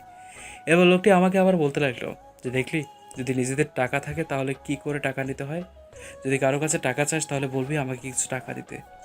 যদি সে নরম কথা লোকটি তোকে কোনো টাকা না দেয় তাহলে তাকে মারার জন্য হাত তুলবি, আর যদি তাতেও তোকে কোনো টাকা না দেয় তাহলে তুই তাকে মারতে শুরু করবি, তাহলে তখনই তোর কাছে টাকা চলে আসবে। আর শোন আমার একটা কথা। আমি লোককে বলতে লাগলাম, কি কথা বলেন? তাহলে কি আমাকে বলতে লাগে যে পাওয়ার, যদি তোর কাছে পাওয়ার থাকে তাহলে তুই নিজেই ধরি, আর সেই পাওয়ারটা পেতে হলে তোকে আমার কথা মতো চলতে হবে। নিজের শক্তিগুলো মানুষের মাঝে বিলীন করতে চাইবি, যদি তাতেও মানুষ যদি না শোনে তাহলে সবাইকে মারতে শুরু করবি, তাহলে তোর কাছে এমনিতেই টাকা চলে আসবে। কারণ মানুষের পাওয়ারটা হলো টাকা, আর টাকাটা পেতে হলে মানুষকে নরম কথা নয়, গরম হাতের গরম মাইর দিতে হবে, তাহলে নিজের পাওয়ারের ব্যবহার করতে পারবে, এতে তোর কাছে টাকা চলে আসবে। আমি লোকটির কথা মতো লোকটিকে বিদায় জানিয়ে আমি আরেক জায়গায় চলে আসলাম। লোকটির কথাগুলো ভাবতে লাগলাম, মায়ের কথাগুলো ভাবতে লাগলাম। ভাবতে ভাবতে আমি অন্য এলাকায় চলে আসি কাজ খোঁজার জন্য। অন্য এলাকায় আসার পর থেকে এক জায়গায় অনেক মানুষ দাঁড়িয়ে আছে গোল করে। আমি ভাবতে লাগলাম এখানে কি হয়েছে, গিয়ে একটু দেখা যাক। আমি একজন লোককে জিজ্ঞেস করলাম, ভাই এখানে কি হয়েছে? আর বলিয়েন না, এখানে একজন লোকের অ্যাক্সিডেন্ট হয়েছে। লোকটি গাড়ির ভিতর ছিল। তাহলে আপনারা দাঁড়িয়ে আছেন কেন? তাকে হসপিটালে নিয়ে যান। আরে ভাই, যে লোক অ্যাক্সিডেন্ট হয়েছে সেই লোক প্রতিদিন অনেক মানুষের অ্যাক্সিডেন্ট করে। সেই লোকটা হচ্ছে এই এলাকার গুন্ডা মাস্তান, তার নিজের গ্যাং আছে। আচ্ছা ঠিক আছে। আমি এই কথা বলে লোকটি থেকে বিদায় নিয়ে অ্যাক্সিডেন্ট হয়ে যাওয়া লোকটির কাছে গেলাম। দেখলাম লোকটির মাথায় কাজ ঢুকে গেছে। লোকটির মাথা আপুর শরীর থেকে রক্ত পড়তেছে আর লোকটির পুরো শরীর রক্তে লাল হয়ে গেছে। লোকটির কাছে এগিয়ে গেলাম। এগিয়ে গিয়ে লোকটি কোলে করে নিয়ে আরেকটা সিএনজি ডাকলাম। আমার এইসব কাণ্ড দেখে আশেপাশের মানুষগুলো অবাক দৃষ্টিতে আমার দিকে তাকিয়ে আছে। আমি লোকটিকে সিএনজিতে করে একটা হসপিটালে নিয়ে এসে ডক্টরকে বলে ইমার্জেন্সি রুমে পাঠিয়ে দিলাম। আমি লোকটির অপেক্ষায় বসে থাকি ইমার্জেন্সি রুমের বাইরে। একটা চেয়ারে বসে ঘুমিয়ে পড়ি। কখন যে ঘুম চলে আসলো খেয়ালই করিনি। একটু পর কারোর আগে ঘুম ভালো, চোখ খুলে দেখি একজন ডক্টর দাঁড়িয়ে আছে। ডক্টর, লোকটির এখন কী অবস্থা? ভালো আছি। 2 ঘন্টা পরে জ্ঞান আসবে আশা করি। অনেক রক্তক্ষরণ হয়েছে, রক্ত দরকার। যে করে হোক রক্ত জোগাড় করেন, A+ রক্ত লাগবে। ডক্টর আমারে A+ রক্ত মানে A পজিটিভ রক্তের কথা বললো। আমি দেবো, যদিও আমার বয়স কম, তারপর আমি রক্ত দেবো, ঠিক আছে? ঠিক আছে, আমরা কি করা? এরপর আমি ডাক্তারের সাথে গিয়ে ওই লোকটাকে রক্ত দিয়েছি। প্রায় 2 ঘন্টা পর লোকটি এগিয়ে আসে। ডক্টর আমাকে এসে বলে, লোকটি হারিয়ে গেছে, আপনি যেতে পারেন। লোকটা ঠিক আছে। এরপর আমি লোকটির কাছে যাই। লোকটি আমাকে দেখে বলে, বাবা, তুমি কে যে আমাকে সাহায্য করলে? আমি এলাকায় নতুন আসছি, চাকরির খোঁজে, ছোটোখাটো চাকরি করার জন্য। বাবা, তুমি আমার সাথে কাজ করবে, ঠিক আছে? আমি লোকটির কথা হ্যাঁ বোধক মাথা নাড়ি। এরপর লোকটির সাথে আরও 2 দিন থেকে যাই। এরপর লোকটির সাথে তার বাসায় আসি। তার বাসায় আসার পর আবার জীবনের সব ঘটনাগুলি আমি তাকে বলি। তখন লোকটি আমাকে বলে, সাব্বাস বেটা, তুমি পারবে। জানি না ভবিষ্যতে কি হবে। এরপর আমি লোকটির সাথে যাই। লোকটির খারাপ ব্যবসা করে, হিরোইন, আফিম, বেআইনি অস্ত্র ইত্যাদি আরও অনেক কিছুই তার ব্যবসা আছে। আমি তার সাথে যোগ দিয়ে এগুলো করতে চাই, কিন্তু আমার মনে একটাই উদ্দেশ্য, আমি আমার মার সব কথা অক্ষরে অক্ষরে মানব। আমার নাম শুনে সবাই কেঁপে ওঠে। আমি লোকটির সাথে থাকতে থাকতে লোকে অনেকের কাছে প্রিয় মানুষ হয়ে গেলাম, অনেক কাছের। কিন্তু আমি এর ফাঁকে পড়ালেখাগুলো চালিয়ে যেতে লাগলাম। একদিন লোকটি তার গ্যাংয়ের লোকদের সবার উদ্দেশ্যে বলে যে, সবাই শুনে রাখ, আমি মরে যাওয়ার পর তোমাদের বয়স হবে নাই বস, এই ছেলেটা। সবাই তাদের বসের কথা না করতে না পারে না। তার সাথে আমাকে সবাই ভয় করে, কারণ আমি সব কিছুর মধ্যে কঠোর হয়ে থাকি। একদিন বস মরে যাওয়ার পর আমি বস হয়ে গেলাম। ওই গ্যাংয়ের সব কিছু পাল্টে ফেলি।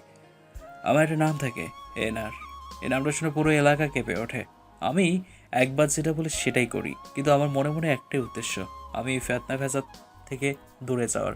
তাই আমি একদিন ঠিক করলাম আমি এই গ্যাংয়ের বস থাকবো, কিন্তু আমি এই গ্যাংয়ের সাথে থাকবো না, কিন্তু তাদের সাথে অ্যাড থাকবো আর জনগণের মাঝে মিশে থাকবো একজন ভালো মানুষ হয়ে। আমার গ্যাংয়ের আজ থেকে কোনো খারাপ কাজ হবে না, শুধু খারাপ কাজগুলো বন্ধ করে দেওয়া হবে, বিভিন্ন গ্যাংয়েরকে সাহায্য করে দেওয়া হবে। সবাইকে আমার গ্যাংয়ের লোকজনকে বলে সবাই আমার কথার সম্মতি জানায়, কারণ যে আমার কথায় সম্মতি জানালো না তার অবস্থা কী হবে সেটা সুযোগ তিনি বুঝবেন। তারা আমার গ্যাংয়ের লোকদের বিদায় দিয়ে আমি জনগণের মাঝে চলে আসি। এখনও মাঝে মাঝে গ্যাংয়ের লোকদের কাছে যাই, কোনো খারাপ কাজ করেছি কি না, কিন্তু এখনও কেউ খারাপ কাজ করতে সাহস পায় নাই, আর পাবেও না। আমি এগুলো ছেড়ে দিয়ে আজ আমি জনগণের মাঝে মিশে গেছি, একজন ভালো মানুষ হওয়ার চেষ্টা করছি, কিন্তু মাঝে মাঝে আমার আসল পরিচয়টা দেয়া লাগে। আমি সেটা জানি না, হয়তো সময় সবার কাছে পরিচয় করিয়ে দেয়। আদৌ কি আমি আমার মায়ের কথাগুলো মনে করি? আর আমি চাই না আমাকে দেখে কোনো ভালো মানুষ ভয় পাক। আমাকে দেখে শুধু খারাপ লোকেরা ভয় পাবে, ভালো লোকেরা আমাকে ভয় পাওয়ার কোনো দরকার নেই, কারণ আমি মানুষকে বিনা কারণে কাউকে শাস্তি দিই না। আমার জীবনে এত কষ্ট হয়েছে আমি নিজেও জানি না, কিন্তু আমি এই কষ্টের মধ্যে দিয়ে আমার সুখটাকে ধরে রেখেছি। এই কথাগুলো বলতে লাগলাম, আমাদের এই কলেজের সকল স্টুডেন্টের মাঝে আমার চোখে অনবরত পানি ঝরতে রয়েছে। আমার কথা শেষ হতে সবাই আমার দিকে একবার করুণ দৃষ্টি দেখালো। দেখলাম অনেকের চোখে পানি জল করছে, আবার কারো চোখ লাল হয়ে গেছে। আমি শিক্ষকদের দিকে তাকাতে দেখি আমাদের প্রিন্সিপাল স্যার, আমাদের আরও শিক্ষক, আবার আমাদের ম্যাডাম, তাদের চোখে পানি জীবনের কাহিনী দেখে। আমি আবার সবাইকে উদ্দেশ্য করে বলতে লাগলাম, হ্যালো গাইস, আমার জীবনে আমি অনেক কষ্ট করতে হয়েছে আমাকে, কিন্তু আপনার জীবনে কেউ কষ্ট করেছেন কি না সেটা জানি না, কিন্তু আমার জীবনে আমি অনেক কষ্ট করে আজ এ পর্যন্ত এসেছি। সবসময় আমাকে ভালো দেখে চোখে দেখবেন। আমি আরও কিছু কথা বললাম ছাত্রদের উদ্দেশ্যে। ওইদিকে ইস, ছেলেটাকে দেখলে খুব মায়া হয়। তার জীবনের কাহিনী বলতে বলতে তার চোখ দিয়ে পানি ঝরতেছে আর অনেক কষ্ট হইতেছে, সেটা দেখে বোঝা যাচ্ছে। তার মুখটা লাল হয়ে গেছে, দেখতে খুব হেভি কিউট লাগতেছে। মন চাইতেছে ছেলেটাকে ধরে 2 গাল টেনে দেই, কিন্তু সেটা তো করা যাবে না সকলের সামনে। নাইম, আমি তোমার অপেক্ষায় আছি। আমি তো তোমার ভালোবাসায় দুর্বল হয়ে যাচ্ছি। কেন হচ্ছি সেটা আমি জানি না, হয়তো এটাই ভালোবাসা। এদিকে আমি আরও কিছু কথা বলি। আমি সবাইকে বিদায় জানিয়ে আমার জায়গায় বসে পড়লাম। এরপর কিছুক্ষণ পর অনুষ্ঠান শেষ হয়ে গেল। অনুষ্ঠান শেষ হতে আমি বাসায় চলে আসি। আজকে মনটা ভালো নেই। বাসায় চলে এসে ফ্রেশ হয়ে খাওয়া দাওয়া করলাম। একটা মনের শান্তিতে ঘুম থেকে উঠে দেখলাম 7টা বেজে গেছে। আমি তাড়াতাড়ি ফ্রেশ হয়ে একটু বাইরে গেলাম, বাইরে প্রকৃতির বাতাস খাওয়ার জন্য। বাইরে থেকে আবার আসা যাওয়ার জন্য রওনা দিলাম বাসায়। বাসায় এসে দেখি 9টা বেজে গেছে। বাসায় এসে নিজের রুমে গিয়ে শুয়ে ফোন দেখতে লাগলাম। একটু পর দেখি কেউ যেন আমার দরজাটা নক করছে। আমি দরজা খুলে দেখি মিমি দাঁড়িয়ে আছে। এরপর কিছুক্ষণ মিমির সাথে কথা বলে সেও বাসায় চলে যায়। এরপর আমি রাতের খাবারটা খেয়ে আবার ঘুম থেকে উঠে নাস্তা করে কলেজে যাওয়ার জন্য রওনা দিই। কলেজে গিয়ে দেখি আমার বন্ধুরা আড্ডা দিচ্ছে। আমি বন্ধুদের কাছে গিয়ে কিছুক্ষণ কথা বলে একসাথে ক্লাসে চলে যাই। ক্লাসে যাওয়ার কিছুক্ষণ পর টিচার চলে আসে। টিচার চলে যাওয়ার পর তারপর আরেকজন আসে, সেও ক্লাস শেষ করে চলে যায়। এরপরে ক্লাস ম্যাডামের। ম্যাডাম কালকে আমার সাথে যা করেছে এই কথা মনে বলে খুব লজ্জা লাগে রে বাবা। আর আমি জানি আবার কি করে আমারে। ম্যাডাম আজকে ক্লাসে আসতে, ক্লাসে এসে আমার সাথে একটু কথা বলে নিই। আমি মনে মনে ভাবতে লাগলাম ম্যাডামের আবার কি হলো, আমাকে আজকে ক্লাসে একবারও ডাকলো না। এরপর কিছুক্ষণ পর কলেজ ছুটি হওয়ার পর আমি বাসায় যাওয়ার জন্য রওনা দিলাম, কিন্তু পেছন থেকে কেউ যেন আমাকে ডাকছে। আমি তাকে দেখি ম্যাডাম দাঁড়িয়ে আছে। ম্যাডামের কাছে যাই, ম্যাডামকে বলি, ম্যাডাম কিছু বলবেন? হ্যাঁ, কিছু বলার জন্যই তো তোমাকে ডাকছি, তাই না? তাহলে বলে ফেলেন। আমার বাসায় যেতে হবে, বাসায় কিছু কাজ আছে। কি কাজ আছে সেটা খুব ভালো করেই আমি জানি। কালকে আমার জন্মদিন, কালকে আমাদের বাসায় আসবে, ঠিক আছে? না ম্যাডাম, আপনার জন্মদিনে আমি কেন আসবো, আর আমি আপনার কি হই? এই কথা বলতে না বলতে ম্যাডাম আমার কলার ধরে বলতে থেকেছে, তুই যদি কালকে আমার জন্মদিনে না আসিস তাহলে তোর খবর আছে। তখন আমার থেকে খারাপ আর কেউ হবে না, ভালোই ভালোই চলে আসবি। আমি গেলাম তাহলে, আমার অনেক কাজ আছে। আমি মনে মনে ভাবতে লাগলাম এটা কি হলো, ম্যাডাম কেন আমার উপর অধিকার খাটাচ্ছে। যাই হোক, ম্যাডামের চোখ দুটো দেখলে আমার মনের মধ্যে উথাল পাতাল শুরু হয়ে যায়। আমি তোমার আপন পর এমনিতেই ক্রাশ খেয়েছি, থাক কিছু না বলেই ভালো। এরপর আমি বাসায় চলে আসি। বাসায় এসে ফ্রেশ হয়ে খাওয়া দাওয়া করে একটু ঘুম দেই। আমি কলেজের জন্য রেডি হলাম। রেডি হয়ে কলেজে গেলাম। কলেজে গিয়ে দেখি বন্ধুরা আড্ডা দিচ্ছে। তাদের কাছে গিয়ে কিছুক্ষণ কথা বলে ক্লাসে চলে গেলাম। ক্লাসে কিছুক্ষণ কাজ করার পর সবাইকে ছুটি দিয়ে দিল। আমি বাসায় এসে একটা ঘুম দেই। ঘুম থেকে উঠে দেখি 7টা বেজে গেছে। মনে মনে ভাবতে লাগলাম যাবো নাকি যাবো না। না, না যাওয়াটাই ভালো হবে। আমি ম্যাডামের কি হই, যাবো না কারো জন্মদিনে। একটা কাজ করলাম, বাসা দরজার মধ্যে একটা বড় তালা লাগিয়ে দিলাম। দরজার মতো তালা লাগিয়ে দিয়ে ঘরের মধ্যে ঢুকে সব লাইট অফ করে দিলাম, যাতে ম্যাডাম যদি আবার আমাকে নিতে আসে তাহলে আমি বাসায় নেই, আবার সে নিজের বাসায় ফিরে যাবে। আমি কানে হেডফোন লাগিয়ে দিয়ে গান শুনতে লাগলাম। কিছুক্ষণ পর দেখি আমার ঘরের সামনে দাঁড়িয়ে আমার দরজার সামনে একটা কী যেন করতেছে। একটু পর দেখি আওয়াজটা বন্ধ হয়ে যায়। আমি দরজা দিয়ে দেখি জানালার মধ্যে দাঁড়িয়ে থাকি। তাকিয়ে দেখি যে ম্যাডাম কেমন যেন হয়ে গেছে। মনে হয় আমি বাসায় নিয়ে দেখি সে একটা গাড়ি নিয়ে আসে, মনে হয় আমাকে নিয়ে যাওয়ার জন্য। আমি তো বাসায় নেই। মনে পড়ে সে আবার নিচে যায় গাড়ির কাছে গিয়ে গাড়িকে জোরে লাথি মারে আর তার হাতের মোবাইলটা ছুঁড়ে মারে রাস্তার মধ্যে। মোবাইলটা ছন্ন বচ্ছন্ন হয়ে যায়। এবার গাড়ির মধ্যে ঢুকে গাড়িটা ব্যাক করে আবার ফিরে যায়। মনে মনে ভাবতে লাগলাম ম্যাডাম এটা কী করলো, ম্যাডাম কি তাহলে আমাকে মনে মনে ভালোবাসে নাকি এমনই? ধুর, ভালো লাগে না। কিছুক্ষণ পর ঘুম দিয়ে সকালে উঠে আমার ফোনটা অন করি। রাতে ফোনটা অফ করে রেখেছিলাম যাতে কেউ ফোন দিলে আমাকে না পায়। কলেজে গিয়ে বন্ধুরা আড্ডা দিচ্ছে। আমি তাদের কাছে গিয়ে কিছুক্ষণ কথা বলে ক্লাস হবে সবাই ক্লাসে যাওয়ার জন্য চলে গেলাম। কিছুক্ষণ পর দেখি একজন পিয়ন এসে আমাকে খুঁজতে থাকে। আমাদের ক্লাসে এসে বলতে থাকে, এই ক্লাসে নাইমকে? নাইম দাঁড়িয়ে যায়। জি বলুন। আমি নাইম। আপনাকে প্রিন্সিপাল স্যার ডেকেছে। কেন রাখতেছে আমাকে? জানি না, আপনাকে যেতে বললো আমার সাথে অফিসে। চলেন। এরপর আমি পিয়নের সাথে অফিসে যাই। এরপর আমি অফিসে ঢুকে প্রিন্সিপাল স্যারকে সালাম জানাই। প্রিন্সিপাল স্যার আমার সালামের উত্তর নিয়ে যা বলে আমি তার জন্য মোটেই প্রস্তুত ছিলাম না। প্রিন্সিপাল স্যার আমাকে বললো, নাইম বসো, তোমার সাথে একটু জরুরি কথা আছে। আমি প্রিন্সিপাল স্যারের সামনে বসে তার প্রিন্সিপাল স্যার বললো যে, তুমি কি তোমাদের ইংলিশ ক্লাসের টিচার আয়রা ম্যাডামকে চেনো? কেন, কি হয়েছে? তুমি কি জানো তোমাদের আয়রা ম্যাডাম আমার মেয়ে? এই কথা শোনার পর আমি পুরো অবাক হয়ে গেলাম। কি? কালকে আয়রার জন্মদিন ছিল, তোমাকে তো দাওয়াত দিয়েছিল, কিন্তু তুমি তো নাকি আসো নাই। তোমার জন্য আমার মেয়ে ওয়েট করতে করতে শেষ। অনেকক্ষণ ওয়েট করার পর যখন তুমি আসলে না, তখন আয়রা বলল যে তোমাকে বাসা থেকে নিয়ে আসবে। আমরা অনেকেই মানা করছিলাম এত রাতে তোমাকে বাসা থেকে নিয়ে আসার জন্য। আমরা অনেকেই অনেক কিছু বোঝাতে লাগলাম তাকে, কিন্তু কে কার কথা শোনে। সে আমাদের কথা না শুনেই তোমাকে আনতে গেল, কিন্তু সেখান থেকে ফিরে আসে একা। আর এসেই কেমন যেন অন্যরকম হয়ে গেছে, মনমরা হয়ে গেছে। আমি তাকে অনেক জিজ্ঞাসা করলাম, অনেকক্ষণ পর সে বলল তোমার পরিচয় দিল আমাকে। তখনই আমি বুঝতে পারি সেটা হলো তুমি। সে ঘরে এসে অনেক কিছু ভেঙে ফেলে, ঘরের অনেক কাছের জিনিস ভেঙে ফেলে। তাতে আমার কোনো আফসোস নেই, কিন্তু আমার মেয়েটার মন মরা হয়ে আছে। আমার একমাত্র মেয়ে বলে কথা। সেই থেকে যে রাতে নিজের রুমে ঢুকে দরজা বন্ধ করে আর এখনও দরজা খোলে নাই। আমার মেয়েটা রাতে কিচ্ছু খায় নাই, আর এখনও কিছু খায় নাই। সকাল হয়ে গেছে, আমার মেয়েটার জন্য অনেক চিন্তা হইতেছে। আমি তোমাকে অনেক খুঁজেছিলাম, কিন্তু তোমার ফোন বন্ধ ছিল। আমার মেয়েকে আমি কখনো এরকম কষ্ট করতে দেখিনি। আজ আমি যা দেখছি, প্লিজ তুমি আমার মেয়েকে একটু ঠিক করে আসো। আমার মেয়েটা তোমাকে অনেক ভালোবাসে, সে তোমার কথা প্রত্যেক দিন বলতো আমাকে। প্লিজ তুমি আমার মেয়েকে ফিরিয়ে দিও না। আমি কথাগুলো শোনার পর থ মেরে বসে আছি। কি বলবো কিছু তো মুখে আসছে না। এরপর নিজেকে সামলিয়ে প্রিন্সিপাল স্যারকে বলতে লাগলাম যে আচ্ছা আপনি কাঁদছেন কেন? আপনি তো আমার অনেক কাছের মানুষ, তাই না? আপনি একটু শান্ত হন, আমি দেখি কি করা যায়। আপনার মেয়ে এখন কোথায় আছে? সে এখন আমার বাসায় আছে, তার নিজের রুমে। ঠিক আছে, তাহলে আমি যাচ্ছি আপনাদের বাসায়। তাড়াতাড়ি যাও, আমার মেয়েকে একটু ঠিক করে আসো। আমি হাবুডুবু মাথা নাড়িয়ে চলে গেলাম প্রিন্সিপাল স্যারের বাসায়। বাসায় গিয়ে তাদের বাসায় কলিং বেল বাজতে লাগলাম, কিন্তু দরজা খুলছে না। অনেকক্ষণ বাজানোর পর একজন মহিলা এসে দরজা খুললো। দেখেই বুঝতে পারলাম এই মহিলা হয়তো আয়রা ম্যাডামের মা হবেন। আমি মহিলাটিকে বলতে লাগলাম যে আপনি কি আয়রা ম্যাডামের আম্মু নাকি? তোমার নাম কি নাইম? আমার নাম নাইম। তোমার কথা শুধু আমার মেয়ে বলতেছে কাল রাত থেকে। সে যে কাল রাতে নিজের রুমে ঢুকে দরজা বন্ধ করেছে আর এখনও খোলেনি। আমরা তোমাকে কত খোঁজার চেষ্টা করেছি, কিন্তু কোথাও পাই নাই। নিজেকে আবার অনেক অপরাধী মনে হচ্ছে। কেন যে কাল রাতে আসলাম না, ধুর, ভালো লাগে না। আসলে এবার কী হতো? ঠিক আছে, আমাকে আয়রা ম্যাডামের রুমটা দেখিয়ে দেন। চলো।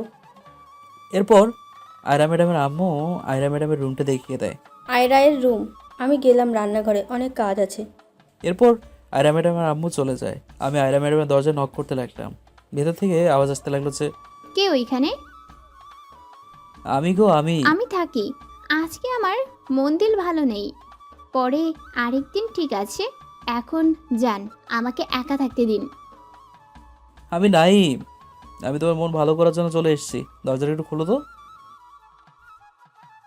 কি হলো, কথা বলছেন না কেন? আপনি এখন চলে যান। কেন আসছেন এখানে? আমি কেন আসছি সেটা দরজা খুলেই দেখতে পাবেন। আর দরজা না খুললে তাহলে আমি সামান্তার কাছে চলে যাব। তার সাথে একটু পার্কে বসে আড্ডা দেওয়ার মজাটাই আলাদা। তাহলে আমি গেলাম ভাই। কথা বলে চলে যাব, তখনই দরজা খুলে ম্যাডাম আমাকে এক হাত দিয়ে টান দিয়ে খাটের মধ্যে ছিটকে ফেলে দেয়। রুমের দরজা বন্ধ করে দেয়।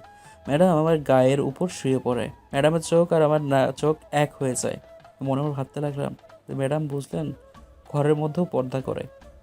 আজকে ম্যাডাম একটু ব্লু কালারের বোরকা আর আকাশি কালারের একটা হিজাব দিয়ে মুখ ঢেকে আছে। চোখ দুটো শুধু দেখা যাচ্ছে, চোখ দুটোর নিচে কালো দাগ হয়ে গেছে। মনে হয় পুরো রাত ধরে কাঁদছে, চোখগুলো ফুলে গেছে পুরো। ও মাগো আমার মেরে ফেলো রে। ম্যাডাম আমার মুখটা তার হাত দিয়ে চেপে ধরে বলতে থাকে যে ওই চুপ, একদম চুপ। তুই কালকে রাতে আসিসনি কেন সেটা বল আমাকে। আমি ম্যাডামের হাতটা আমার মুখ থেকে সরিয়ে ম্যাডামকে বলতে লাগলাম যে কালকে রাতে একটা কাজ ছিল, তাই আসতে পারিনি। তুই মিথ্যা বললি কেন? তুই মনে করতেছিস আমি কিছুই জানি না? তোকে কাল আমি তোর বাসার জানালা দিয়ে উকি মারতে দেখেছি। তুই কি মনে করেছিস তোকে আমি দেখতে পাইনি? তোকে আমি জানালার মধ্যে দেখতে পেয়েছি। তুই ঘরের মধ্যে ছিলি। কালকে আসিসনি কেন সেটা বল আমাকে। কি হয়েছে, কথা বলছো না কেন? কি আর বলবো, সব কিছু তো তুমি জানোই। আমি যেটা বলছি সেটার উত্তর দাও। নিজেই জানো। আর ম্যাডামের কথা ঘুরিয়ে বললাম যে ম্যাডাম আপনি তো কাল রাত থেকে কিছু খাননি, এখন আপনার জন্য একটু খাবার নিয়ে আসি, আপনি একটু ওয়েট করেন। আমি এই কথা বলে ম্যাডামের রুম থেকে বাইর হয়ে গেলাম ম্যাডাম কিছু বলার আগেই।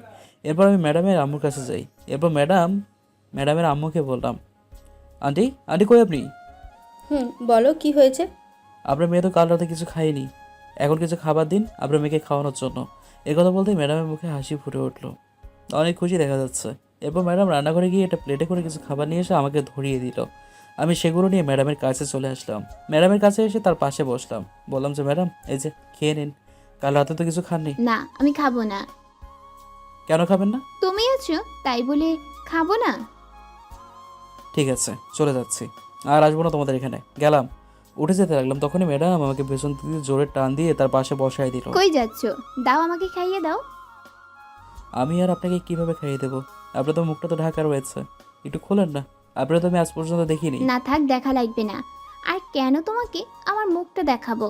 তুমি আমাকে কি? না কিছু না, তুমি আমাকে খাইয়ে দিবে। দাঁড়াও, আমি হিজাবটা একটু উপরে তুলবো, তুমি তা দেখে আমাকে খাইয়ে দেবে। কোনো চালাকি করতে পারবা না, এই বলে দিলাম। ঠিক আছে। ম্যাডাম এরপর তার মুখের উপর হিজাবটা একটু উপরে তোলে। শুধু চোখ দুটো দেখা যাচ্ছে, আর কিছুই দেখা যাচ্ছে না। আমি তো পুরোই অবাক। ঠোঁট দুটো হালকা গোলাপি, আর ঠোঁট দুটো নিচ থেকে ছোট একটা তিল। দেখে তো আর নিজেকে সামলাতে পারিনি। দাঁড়াও, তোমার আমি কি করে দেখো। আগে খাবারটা তোমাকে খাইয়ে দিই, তারপর না হয় কী করবো সেটা পাড়িয়ে দেখতেই পাবে। এরপর আমি আর কিছু না বলে ম্যাডামকে খাইয়ে দিলাম। প্লেটে রাখা সবগুলো খাবার খাইয়ে দিলাম অনেক কষ্ট করে। এরপর ম্যাডামকে বললাম যে একটু পানি খেয়ে নিন। ম্যাডাম তারপর পানি খেয়ে যখন ম্যাডাম তার মুখের ওপর হেজাবটা নামাবে, তখনই ম্যাডামের হাতটা ধরে দিলাম, তার ঠোঁট বরাবর একটা কামড়, আর তার সাথে ফ্রিতে একটা কিস করে দিলাম। হয়তো ম্যাডাম এটার জন্য মোটেও প্রস্তুত ছিল না, কিন্তু কী করবো, ম্যাডামের ঠোঁট দুটো দেখে আর নিজেকে সামলাতে পারিনি। অনেকক্ষণ সামলে রেখেছিলাম, সামলে রেখে খাইয়ে দিয়ে মেইন কাজটা করে ফেলি। তারপর ম্যাডাম আমার মুখের উপর হিসাবটা নামালো। এরপর ম্যাডাম আমার দিকে চোখ বড় বড় করে তাকিয়ে রয়েছে। ম্যাডাম হয়তো অবাক হয়ে গেছে এটার জন্য। এটা কি করলে তুমি? আমি চুপ করে আছি। কি হলো, কথা বলছো না কেন? আমার তো ভালোই লেগেছিল, কিন্তু কামড়টা না দিলে ভালো হতো। এখন তো আমার ঠোঁটটা কেটে গেল। তাই নাকি? তার আরেকটা দেবো নাকি? না থাক, আর দেওয়া লাগবে না। সময় হলে তখন মন ভরে দিও। সময়টা আর কখন হবে? কেন, আমাকে বিয়ে করলেই তো পারো, তখন তো মন ভরে দিতে পারবে। কি? আমি অবদৃষ্টি তাকিয়ে দিব। কেন, আমাকে তোমার পছন্দ হয়নি? হয়েছে তো, কিন্তু আপনি তো ম্যাডাম আর আমি আপনার ছাত্র, এটা কি কোনোভাবে মানায়? ঠিক আছে, থাক, লাগবে না। তুমি এখান থেকে চলে যাও। আমি তো তোমার থেকে 2-3 বছরের বড় হব, এর থেকে তো আর বেশি বড় হব না। পাছে লোকে যা বলে বলুক, তাতে কিছু যায় আসে না। কিন্তু আমি তো একজনকে ভালোবাসি, তাহলে তার কি হবে? এই কথা বলার পর ম্যাডামের চোখ দুটো লাল হয়ে গেল, মনে হয় এক্ষুনি খেয়ে ফেলবে আমাকে। আর তখনই আমার হাতে প্লেটটা, যেটার মধ্যে খাবার ছিল, একটু আগে খেয়েছিল, ওই প্লেটটা জোরে আছাড় মারে দরজার মধ্যে। আছাড় মারার সাথে সাথে প্লেটটা টুকরো টুকরো হয়ে যায়। আমি এটা দেখার জন্য মোটেই প্রস্তুত ছিলাম না। কি জেদি মেয়ে রে বাবা! তখনই ম্যাডামের আম্মু চলে আসে, এসে বলতে থাকে, কি হয়েছে, এইভাবে ভাঙলো কে? আরে কিছু হয়নি, এমনি হাত থেকে পড়ে ভেঙে গেছে। না কিছু না, তুমি এখান থেকে চলে যাও। তুমি আমার সাথে দেখা করবে না, চলে যাও এখান থেকে। কেন? তুই তো ওর জন্য ঘরের সব কিছু ভেঙে ফেলছিস, আবার কেন তুই ওকে যেতে বলছিস? ও একজন প্রতারক, আরেকজনকে ভালোবাসে। সে আমার সাথে ভালোবাসার ছলনা করতেছে। এই কথা বলার পর আমার মাথাটা পুরো গরম হয়ে গেছিল। তখন আমি আন্টিকে বলি, আন্টি আপনি একটু নিচে যান, আমি ম্যাডামের সাথে কথা বলে নিচে আসতেছি। ঠিক আছে বাবা, তুমি একটু ওরে বোঝাও কেমন হয়ে গেছে আমার মেয়েটা। এরপর আন্টি চলে গেল। তখন আমি ম্যাডামকে বললাম, আমি বুঝি প্রতারক? আমি আজ পর্যন্ত কোনো মুখে ভালোবাসিনি। আমি এই কথা বলে চলে যেতে লাগলাম। তখনই ম্যাডাম আমাকে বলতে লাগলো যে, ঠিক আছে চলে যাও, তুমি তো আর আমাকে ভালোবাসো না, তুমি তো অন্য মেয়েকে ভালোবাসো, তাই না? তখন আমি ম্যাডামের কাছে গিয়ে বলতে লাগলাম, সত্যি বলতে কি জানো, আমি আজ পর্যন্ত কোনো মেয়েকে আমার ভালোবাসার ঘরে জায়গা দেয়নি। তাহলে আমাকে কি তোমার ভালোবাসার ঘরে একটু জায়গা দিতে পারবে? ম্যাডামের কান্না আমার একদম সহ্য হয় না। মনে মনে বললাম, দিতে পারি, একটা শর্তে। কি শর্ত? শুধু বলেই দেখো, আমি মানতে রাজি। আজকে আমি তোমাকে দেখবো যে করে হোক, এরপর আমি তোমাকে আমার ভালোবাসার ঘরে জায়গা দেবো, কোনো প্রবলেম নেই। যদি আমাকে দেখার পর তুমি আমাকে না করে দাও, তখন আবার কি হবে? কেন এরকম করার কথা কেন বলতেছেন? আমি তো কালো, তাই বলতেছি। ঠিক আছে, দেখাবো। আমার একটা শর্ত আছে, যদি সেটা মানো তাহলে দেখতে পারবে, না হলে পারবে না। তোমার আবার কি সত্য, তাড়াতাড়ি বলো, আমারও সহ্য হইতেছে না। আমাকে দেখার পর কিন্তু তোমার আমাকে ভালোবাসতে হবে, তোমার জীবন সঙ্গী করতে হবে আমাকে, পারবে তো? এটা আবার কেমন কথা? না, আমি এটা মানতে পারবো না। এই কথা বলার পর ম্যাডাম পুরো কেঁদে দিয়েছে। ঠিক আছে, কথা দিলাম, এবার তো আমি তোমাকে দেখতে পাই। ওকে। এরপর আমি ম্যাডামের রুম থেকে বাইরে হয়ে নিচে আন্টির কাছে গেলাম। কি হয়েছে বাবা, এখানে যে তুমি, আমার মেয়ে কোথায়? আর এটা টেনশন করার দরকার নেই আন্টি, আজকে আমি আপনার মেয়েকে দেখবো। এতদিন আমাকে ভালোবেসেছে কিন্তু কখনো দেখিনি। আজ তো তাকে দেখেই ছাড়বো। অনেক অনুরোধ করার পর সে রাজি হবে। আমাকে বললো যে 5 মিনিটের জন্য বাইরে যেতে, তাই এখানে আসলাম আর কি। ঠিক আছে, তুমি ওইদিকে সোফায় গিয়ে বসো, একটু পর তোমার আঙ্কেল আসবে কলেজ থেকে, তারপরে না হয় আমরা সবাই মিলে একসাথে খাবার খাবো। ঠিক আছে আন্টি, আপনি যেটা ভালো মনে করেন। এরপর আমি সোফায় গিয়ে বসলাম। একটু পর ম্যাডাম ডাক দিল। ম্যাডাম ডাক দেওয়ার সাথে সাথে ম্যাডামের রুমে গেলাম। দেখে তো পুরাই অবাক। ম্যাডাম একটা নীল শাড়ি, হাতের মধ্যে নীল চুড়ি পরেছে, চোখের নিচে হালকা কাজল দিল, দেখতে পুরো নীল পরীর মতো লাগছে। আরও তার ঠোঁট দুটো দিয়েছি, এটা তো পুরো দেখতে আসছে। আমি তার দিকে অবাক দৃশ্যে তাকিয়ে রয়েছে। তখনই ম্যাডামের আওয়াজে ধ্যান ভাঙলো। কি হয়েছে গো তোমার? এইভাবে আমার দিকে তাকিয়ে আছো কেন? আমার লজ্জা লাগে না বুঝি? এখন বলো আমাকে পছন্দ হয়েছে কিনা? আওয়াজ জিগায় পছন্দ হয়েছে মানে? পুরো পারফেক্ট। দাঁড়াও আর একটু তোমাকে ভালো করে দেখি। তোমার দিকে তাকিয়ে তো চোখ সরে যাচ্ছে না। থাক, আর পাম দিতে হবে না। এইবার বলো আমাকে শাড়িতে কেমন লাগতেছে? তোমাকে দেখতে তো পুরো নীল পরীর মতো লাগছে। আর কি বলবো, বাসাই তো খুঁজে পাচ্ছি না বলার। তাই নাকি? তাহলে কি আমি তোমার জীবন সঙ্গী হতে পারবো, নাকি কলেজে গেলে সামান্তার সাথে আবার কথা বলবে? ওই, তুমি শুধু সামান্তা সামান্তা করো কেন? আমি তো শুধু তোমাকে ভালোবাসি, তাই না? I love you. আমাকে ছেড়ে যাবে না তো কোনো দিন? আমাকে হারিয়ে ফেলবে না তো কোনো দিন? যদি তুমি কখনো হারিয়ে যাও তাহলে কিন্তু... আমি ম্যাডামকে বলতে না দিয়ে ম্যাডামের মাথাটা ধরে ম্যাডামের ঠোঁট দুটো আর আমার ঠোঁট দুটো একসাথে করে দিলাম। শুধু ম্যাডামের ঠোঁট দুটো থেকে মিষ্টি খাচ্ছিলাম। এরকম 5 মিনিট যাওয়ার পর ম্যাডামকে ছেড়ে দিলাম, কিন্তু ম্যাডাম আমাকে ছাড়তে চাইছে না। তবুও জোর করে ছেড়ে দিলাম। আর একটু হলে তোমার দম বন্ধ হয়ে যেত। এরকম করে নাকি? কই, আমার তো কিছুই হয় নাই। আচ্ছা বাদ দাও, এখন আমার দেওয়া মিষ্টিটা কেমন লেগেছে সেটা বলো। আবার জিগায় এরকম মিষ্টি খেতে কতটা ভাগ্য রয়েছে। হ্যাঁ, আমার তো সৌভাগ্য, আমি তো এক পরীকে ভালোবাসি। হয়েছে হয়েছে, আর পাম দিতে হবে না। চলো এখন নিচে খাওয়া দাওয়া করে পরে না হয় গল্প করব। চলো। এরপর আমি আর ম্যাডাম নিচে গেলাম। দেখি আঙ্কেল মানে প্রিন্সিপাল স্যার চলে এসছে আর আন্টি টেবিলের মধ্যে খাবার আয়োজন করছে। আমাদের দেখে প্রিন্সিপাল স্যার বললো যে, কি গো নাইম, আমার মেয়েকে ঠিক করছো তো? প্রিন্সিপাল স্যার ঠিক করে দিয়েছে আপনার মেয়েকে। কি বললে তুমি? আমি তোমার প্রিন্সিপাল স্যার হই, আজ থেকে তুমি আমাকে বাবা বলে রাখবে, কারণ আমি যে তোমার শ্বশুর বা, তাই না? আর তোমার আন্টি তোমার শ্বশুরই মা হয়, তাই তুমি তোমার আন্টিকেও মা বলে রাখবে। ঠিক আছে। তাহলে এখন একটু মিষ্টি মুখ করা যাক, পরে না হয় খাবার খাওয়া দাওয়া করি। না বাবা, মিষ্টি আর খাবো না। একটু আগে যে মিষ্টি খেয়েছি সেই মিষ্টি খেয়ে পেট ভরে গেছে, এখন আমি খেতে ইচ্ছে করছে না। এই কথা বলার পর ম্যাডামের দিকে তাকিয়ে দেখি ম্যাডাম আমার দিকে রাগের লোক নিয়ে তাকিয়ে রয়েছে। মনে হয় এক্ষুনি খেয়ে ফেলবে বাবা। কেন, এখন একটু সবার সামনে আর একটু মিষ্টি মুখ করে নাও। না থাক, আর কিছু খাবো না বাবা, এখন বাসা যাই, পরে না হয় আরেকদিন এসে খেয়ে নেবো। এটা কেমন কথা? তুমি এইমাত্র এলে, আবার এখন বাসায় যাবে বলছো? আর তোমার তো বাসায় কেউ নেই। তুমি না হয় আমাদের বাসায় থেকে যাও কয়দিন, তারপর থেকে তো এমনিতেই আমাদের সাথে সম্পর্ক হবে তোমার। আমি আর ম্যাডাম একটু লজ্জা পেয়ে গেলাম। আম্মু আব্বু শোনো, তোমরা দুজনেই, আমি নাইমকে বিয়ে করতে চাই এই কয়েকদিনের মধ্যে। না, আমি রাজি নেই। আমি তোমাকে না, আমি আরেকজনকে ভালোবাসি, তাকে বিয়ে করব। ম্যাডামকে রাগানোর জন্য এই কথাগুলো বললাম।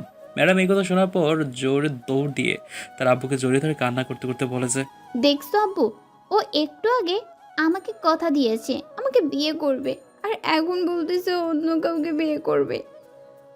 ঠিক আছে, তাহলে সেটাই হোক। আগে নাইমের পরীক্ষাটা শেষ হোক, তারপর না হয় আমরা মেয়ের সাথে তোমার বিয়ে দেবো। আর বাবা আপনি ঠিক বলেছেন, আমি তো ম্যাডামের সাথে একটু মজা করলাম, এই আর কি। আমি বিয়ে করলে আবার পরীক্ষার পর বিয়ে করব, এখন আর বিয়ে করব না, এখন আমার পড়া আছে। আমি অত কিছু বুঝি না, আমাকে বিয়ে করলে আজকে বা কালকের মধ্যে করতে হবে। আয়রা, পাগলামি করিস না, ও তো ঠিকই বলছে, পরীক্ষাটা শেষ হোক তারপর না হয় তাদেরকে বিয়ে দেব। এখন এত তাড়াতাড়ি কিসের? এই তো আমার মা ঠিক আমার মতোই হয়েছে, একেবারে ঠিক কথা বলেছেন। বুঝতে হবে না ছেলেটা কার। না না না, আমি মানি না। এরপর অনেক জোরাজুরিতে ম্যাডামকে রাজি করানো হয়। দিনগুলো এইভাবেই যেতে থাকে। ম্যাডাম মাঝে মধ্যে আমার বাসায় আসে, আমার বাসায় এসে আমাকে রান্না করে দিয়ে আবার তার বাসায় ফিরে যায়। এভাবেই দিনগুলো কেটে যায়। আবার আমি মাঝে মধ্যে ম্যাডামকে রাগানোর জন্য ম্যাডামের সামনে মেয়েদের সাথে হেঁটে এসে কথা বলি, যেন ম্যাডাম রেগে যায়। এরকম দুষ্টু মিষ্টি ঝড় চলতে থাকে আমার আর ম্যাডামের মাঝে। এরকম করতে করতে আমার পরীক্ষা চলে আসলো। সব পরীক্ষাগুলো দেওয়ার পর কিছুদিন পরে আমাদের পরীক্ষার রেজাল্ট চলে আসে। রেজাল্টের মধ্যে আমি ভালোই পাশ করেছি, ভালোভাবেই।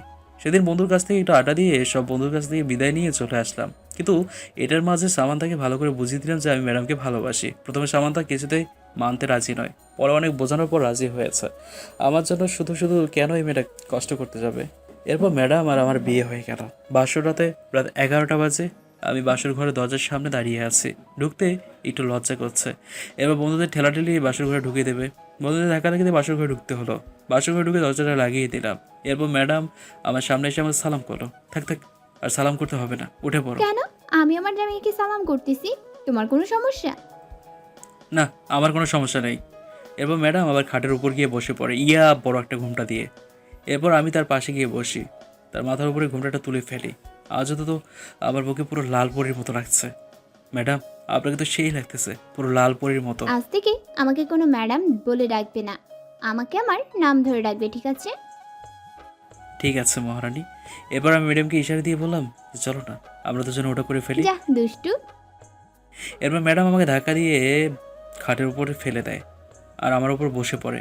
ও মাগো, ও মাগো, আমারে মেরে ফেলেছে। এই একদম চুপ চুপ, কোনো চিল্লাচিল্লি করতে পারবে না।